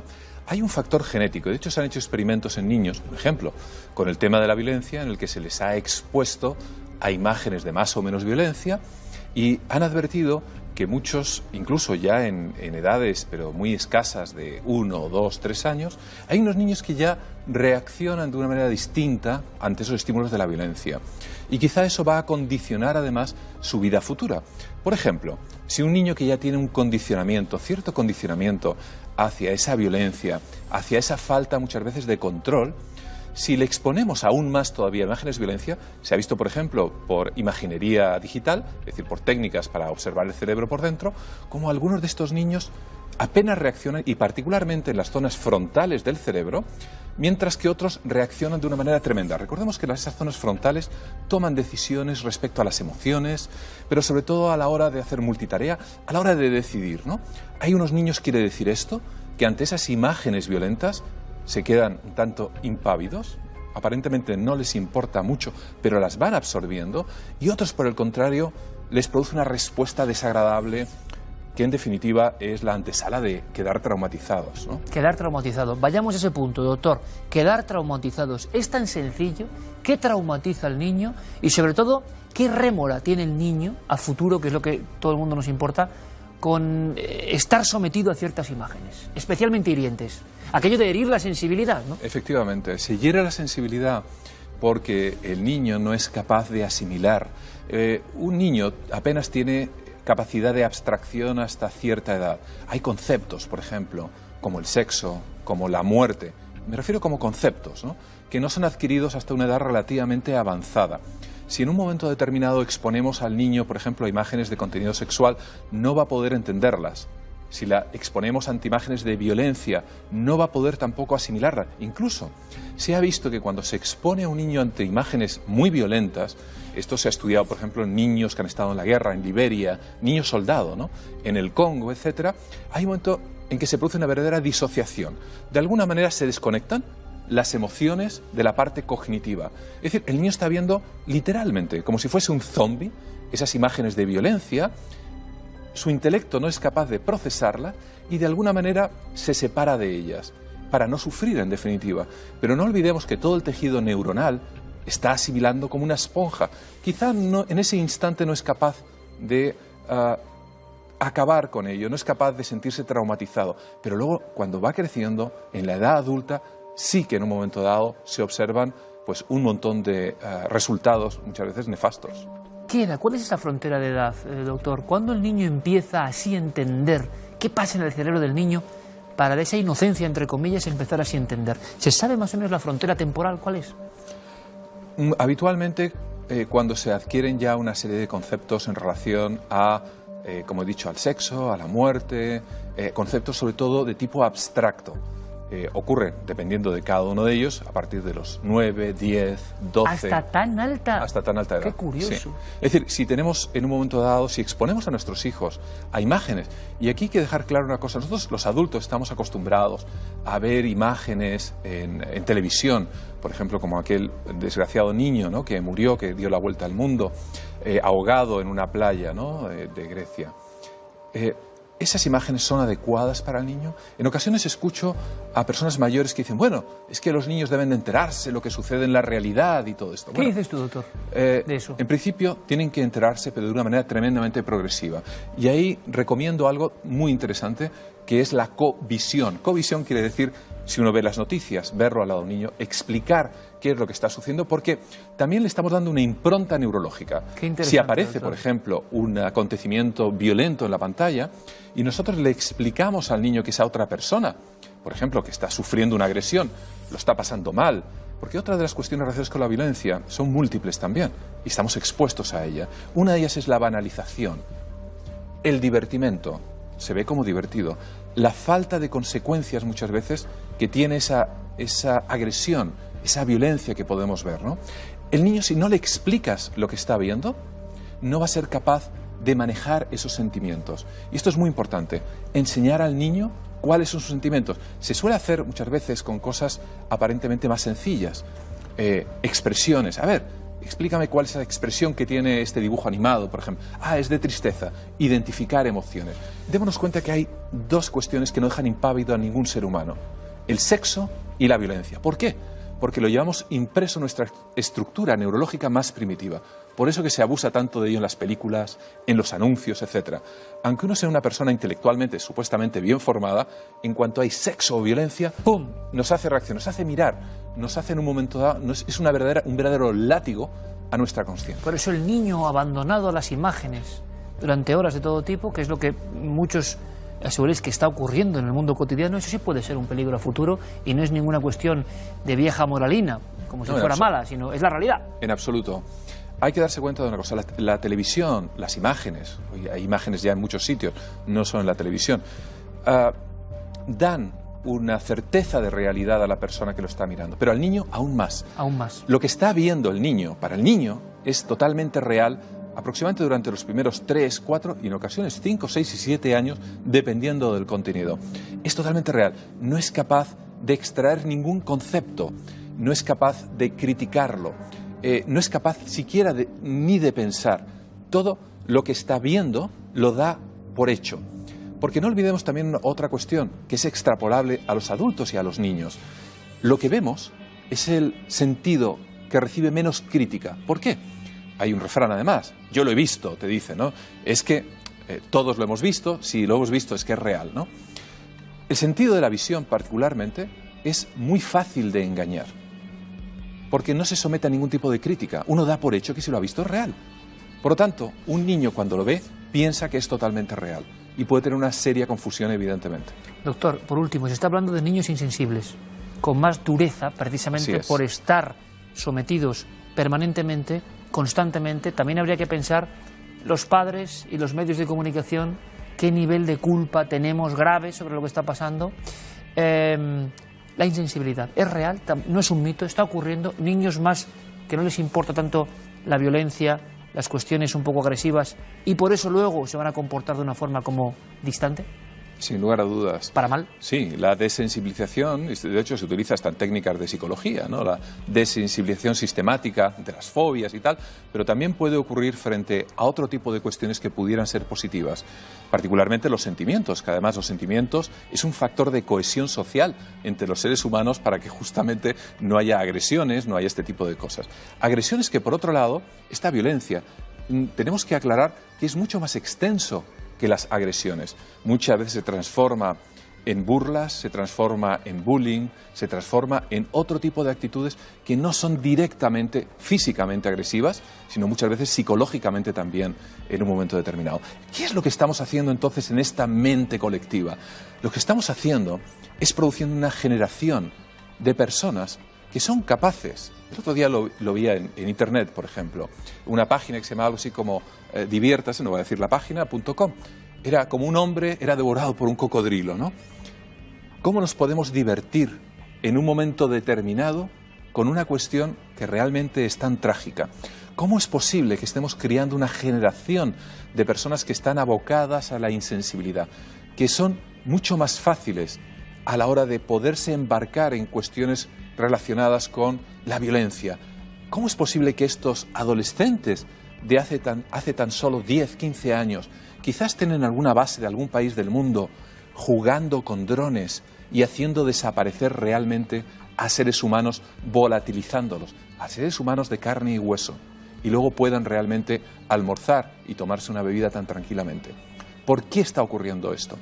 ¿Por qué en un momento dado hay una masa de niños que está siendo literalmente arrastrada hacia la destrucción de otros seres humanos?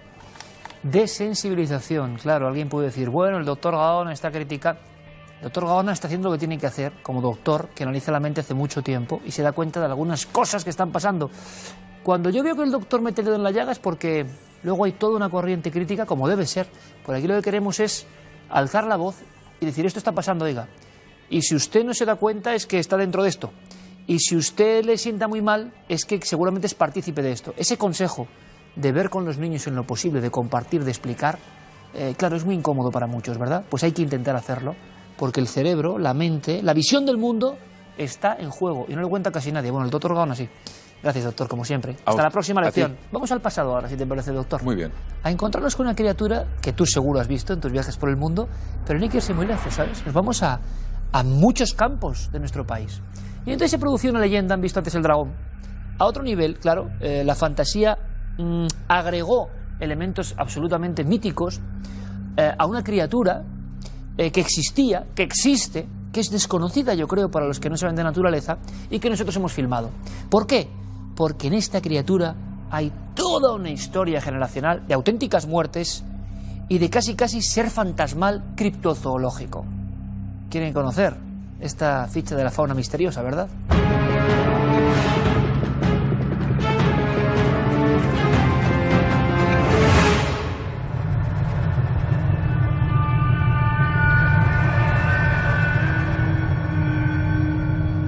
La víbora oficuda tiene cara de pocos amigos. Evidentemente, la imagen vale más que 1000 palabras. Es un rostro agresivo. Y tenemos aquí un ofidio peligroso. Es el culpable de tantos mitos, tantas leyendas que han viajado por España a lo largo de los siglos? Yo he escuchado algunos dichos que todavía revuelan por el viento de las aldeas antiguas. Si te pica el Alicante, vete al cura que te cante. ¿El Alicante qué era? Quizá la ecuación de este misterio se resume en la posición que en los meses de estío, cuando la tierra ardía, adoptaban algunas de estas especies. La ecuación exacta a esa altura. Ahí empezaba el verdadero enigma. Ahí comenzaban los rosarios de muertes misteriosas que evidentemente el campesinado tenía que relacionar con un poder casi maléfico. La escena ocurrió así una y mil veces. Un jinete solitario sobre su cabalgadura en algún rincón del sur de la península ibérica. Y de pronto en el matorral ha ocurrido algo, un movimiento casi imperceptible. Y la maldita curiosidad. Muchas de las víctimas aseguraron poco antes de fallecer que habían observado una serpiente con ojos de gato. Con una mirada agresiva, pero que a la vez hipnotizaba, embrujaba. Hoy sabemos que la víbora hocicuda es la principal sospechosa de la leyenda del Alicante.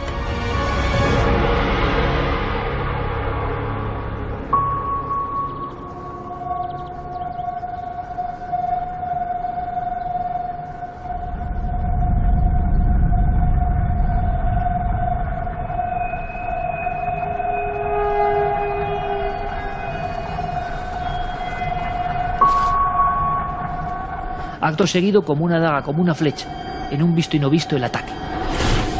Estamos comprobando que los ataques siguen ocurriendo hoy, lejos de los tiempos de los mitos. Son tan rápidos, están proyectados por una musculatura tan prodigiosa que nuestra cámara apenas puede registrarlo.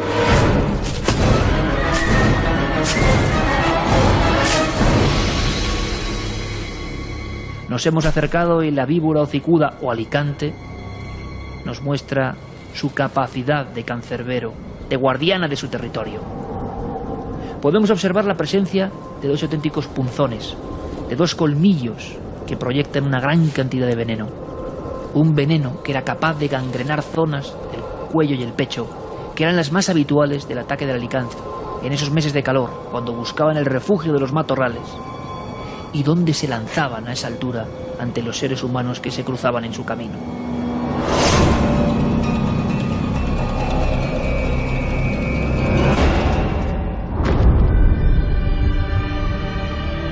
La leyenda del Alicante creció con el aspecto de su propio cráneo. Se hablaba casi de un auténtico dragón, capaz de volar de matorral en matorral, incluso también hacia los árboles. Y lo que llamaba la atención es la cabeza, una cabeza con forma de flecha, que es real, lo estamos viendo. Las glándulas parótidas, donde se acumula ese veneno, donde se demuestra ese poder, generan esta forma tan peculiar. Lo que veían las víctimas era una flecha abalanzándose hacia su cuello poco antes de perecer.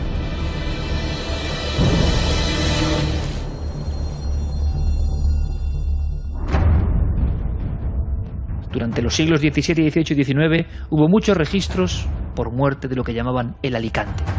Y a veces, delante de la mísera tumba de la última víctima, el abuelo al nieto, el padre al niño, se iban contando la historia de ese reptil distinto que embrujaba, que hipnotizaba, que parecía un dragón remoto de los viejos cuentos y que era capaz de meterse en las casas, de deslizarse por las chimeneas, de tomar del pecho la leche de las embarazadas o incluso de medir a los niños en la cuna antes de devorarlos o atacarlos.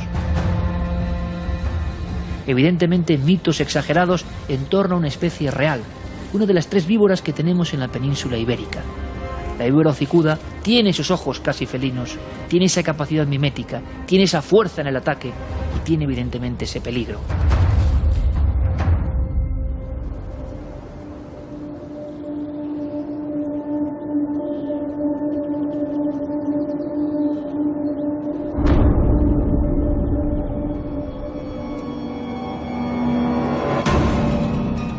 La víbora hocicuda o el Alicante son en el fondo el eco lejanísimo de unos accidentes entre dos especies, el ser humano y los reptiles, que nunca se han acabado llevando bien del todo. Somos tan diferentes que de ella ha surgido ese miedo.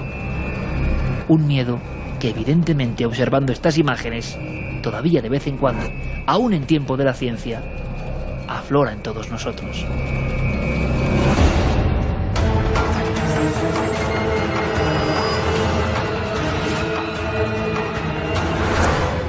Comenzamos las fotografías de los espectadores en Las Palmas de Gran Canaria, desde donde Aimi Santana nos enviaba esta imagen. Como vemos, es antigua. Nos dice que reorganizando un inmueble de su abuela, que encontró unas cuantas fotografías y que por curiosidad se puso a verlas. Y en una de ellas había algo raro. Y es precisamente esta imagen que es la que nos mandaba. Y fíjense, en un principio, ¿verdad?, son dos mujeres, una más mayor que está sentada, típico de la época, como se hacía entonces, y una más joven. Pero nos tenemos que fijar precisamente aquí. Y veremos algo. Una especie de niño, una especie de rostro. Se pueden ver varias cosas, ¿verdad? Guillermo nos dice que realmente es una foto un poco rara porque es una silueta. Ahí la tienen, nos la ha recortado, nos la ha puesto en otro color para que salga de la imagen, para que se vea perfectamente. Y él en su análisis nos dice, ¿es realmente la silueta de un niño o es un efecto óptico, una pareidolia? Guillermo no lo tiene muy claro porque la silueta parece de un niño bastante pequeño con un rostro que se identifica perfectamente y bastante inquietante, y parece verdad que lleva, a ver si aquí lo vemos mejor, un sayo blanco. Ahí está, una especie de hábito blanco que le llega hasta los pies, que serían estos. Bueno, pues que no tenemos muy claro, no sabemos muy bien cómo identificar eso. Puede ser una pareidolia o realmente había algo detrás que pudiera generar ese efecto, o había un niño pequeño que se coló en la imagen. Lo dejamos en ese cajón de las fotografías no resueltas al 100%, que a mí me encantan porque no todo lo va a resolver nuestro analista informático. Y nos vamos, en este caso, a mirar el cielo de Parla, porque fíjense la fotografía que tomó nuestro amigo José Ramón Pego Alonso. En alguna ocasión ya han salido fotografías de este estilo en Cuarto Milenio, aunque la verdad que es muy extraño captar este momento. Ahí está la fotografía original, que tiene un nombre. Se llama Nubes Hole Punch, o agujeros en las nubes. ¿Qué es lo que genera este efecto tan extraño? Vamos a quitar estas imágenes para que lo vean. Cielo de Parla, de Madrid, perfectamente, con una especie de nubes y el hole punch aquí en medio. Es como una especie de tornado, ¿verdad? Parece. Esos tornados que vemos en las películas, la naturaleza cuando se vuelve casi loca y aspira todo lo que hay a su alrededor. Pero en este caso es generado por los aviones. Al parecer, esas nubes que forman los aviones en un momento dado pueden generar este tipo de agujeros cuando pasan demasiados en un momento dado por una zona muy concreta. Está estudiado desde los años 40, cuando se empezaron a dar cuenta que cuando veían aviones pasaban este tipo de fenómenos, con lo cual, en este caso sí que tendrían una explicación para nuestro televidente. Y acabamos con la mirada milenaria, que nos lleva, como nos decía Cristina, a la iglesia de Santa María de Villanueva de Teberga, en Asturias. Y ella nos mostraba algunos de los capiteles, como vemos, de seres palmípedos, si se dan cuenta. Vamos a ampliarlo para que lo vean perfectamente. Como las patas de los patos de algunas aves. También esos picos, parece que están comiendo algo o alguien. Vamos a poner este capitel, que por otra parte los capiteles qué de misterios guardan.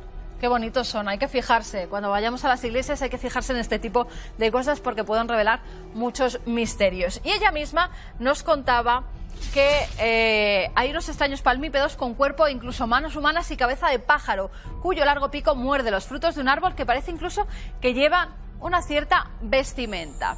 ¿Pudiera tratarse de la representación del árbol ambidextro mencionado en el fisiólogo? Pues realmente nosotros no lo sabemos. No sabemos si verdaderamente puede tratarse de eso o de otras representaciones que eran muy típicas de la época, donde a veces, con mucha imaginación, como no habían visto algunos pájaros que se creía que venían del trópico, se los imaginaban y ellos mismos creaban las formas. Bueno, pueden ser muchas cosas. O el árbol de la vida, que estuvieran comiéndose esos pájaros humanizados. Hay muchas teorías, pero si alguien sabe más de este lugar sagrado, de este lugar de poder, que nos escriba y nos cuente su historia. Si tienen fotografías donde no identifican lo que sale, si han visitado lugares mágicos, lugares que en su propio pueblo nadie conoce y solo usted tiene la fotografía, mándenos lo queremos conocer a través del correo electrónico cuartomilenio@4.com y el apartado de correos 18.189 con el código postal de Madrid 28080. En las redes sociales síganos en Nave del Misterio.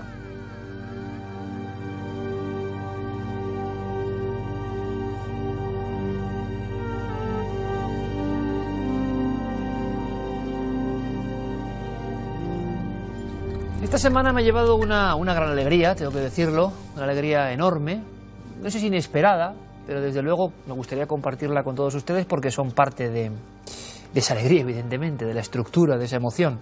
Bueno, ha habido muchas alegrías y fenómenos curiosos por las redes esta semana con nosotros, precisamente, también muy gratos, muy simpáticos, muy de normalidad, de naturalidad.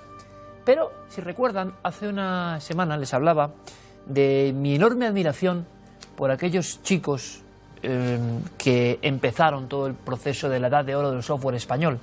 ¿Qué eco ha tenido en las redes y en los foros y cuántos amigos? Qué bonito ha sido que pertenecían a esos grupos de programación, me han escrito. Fíjense, no quiero dejar de acordarme de personas que con 13 años hicieron programas como el famoso La Corona. Gente con 13 años que se iba por las tiendas a vender sus propios programas. Me parecía increíble y creo que es pues una vertiente de lo mejor que tenemos en este país, ¿no? Ese entusiasmo imparable. Bueno, pues, salvando las distancias, sí que ocurren cosas a ese nivel, cosas en las que en los momentos en que estamos viviendo, tan de zozobra, tan de incertidumbre, tan de penurias en muchos aspectos, bombardeándonos la actualidad permanentemente con cosas malas, yo creo que siempre hay que tener un hueco pues para la gente que se mueve, ¿no? Y yo he tenido una experiencia personal como para reafirmar mi conciencia de que hay que moverse, reinventarse. Hace poco también aquí les hablaba de no cambies, ¿no? Y no cambies es cambiar permanentemente.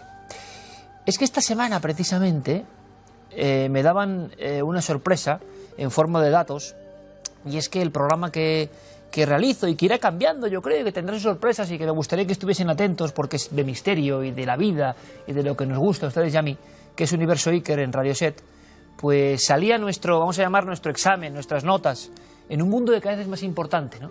Las descargas en Internet. Un mundo donde ya no son encuestas ni cuestiones más o menos, sino que son los clics de los oyentes digitales en este caso. Ahí no hay trampa ni cartón, ahí competimos todos, ahí hay grandísimas emisoras con infinidad de medios, hay grandes profesionales de una trayectoria más larga y más premiada que la mía, sin duda alguna, compañeros a los que yo admiro. Pero en definitiva, hay KBS y Kabel que hace su, precisamente, podcast de retroinformática, de pintura, de cocina. La libertad increíble que nos permite la tecnología, señores, a mí me parece algo asombroso y que no acabo de creerme. Uno mismo puede ser su mensaje y lanzarlo al mundo. Bueno, pues iVoox, que es la plataforma de Juan Ignacio Solera, de un otro emprendedor, otro entusiasta increíble que tenemos en España, que empezó compilando como, dijéramos, un gran servidor donde la radio, los podcasts, uno se los puede llevar a cualquier sitio y que se ha convertido en referencia mundial. Y ese listado es el que en este mundo de Internet nosotros miramos para ver un poco si acepta el público, ¿no?, nuestro producto o no.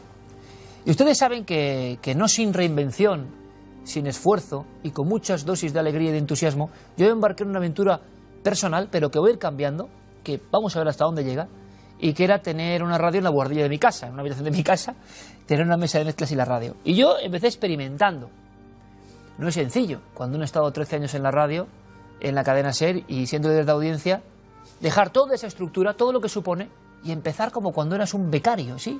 He vuelto a ser Iker el becario y estoy muy orgulloso de serlo. Miren, a estas horas todavía tenemos que recibir un cable, precisamente de la radio, porque el cable me lo tienen que hacer. ¿Cuándo me he visto yo en esas? Hace muchos años que no me he visto en esas, pero me encanta, ¿me entienden el mensaje?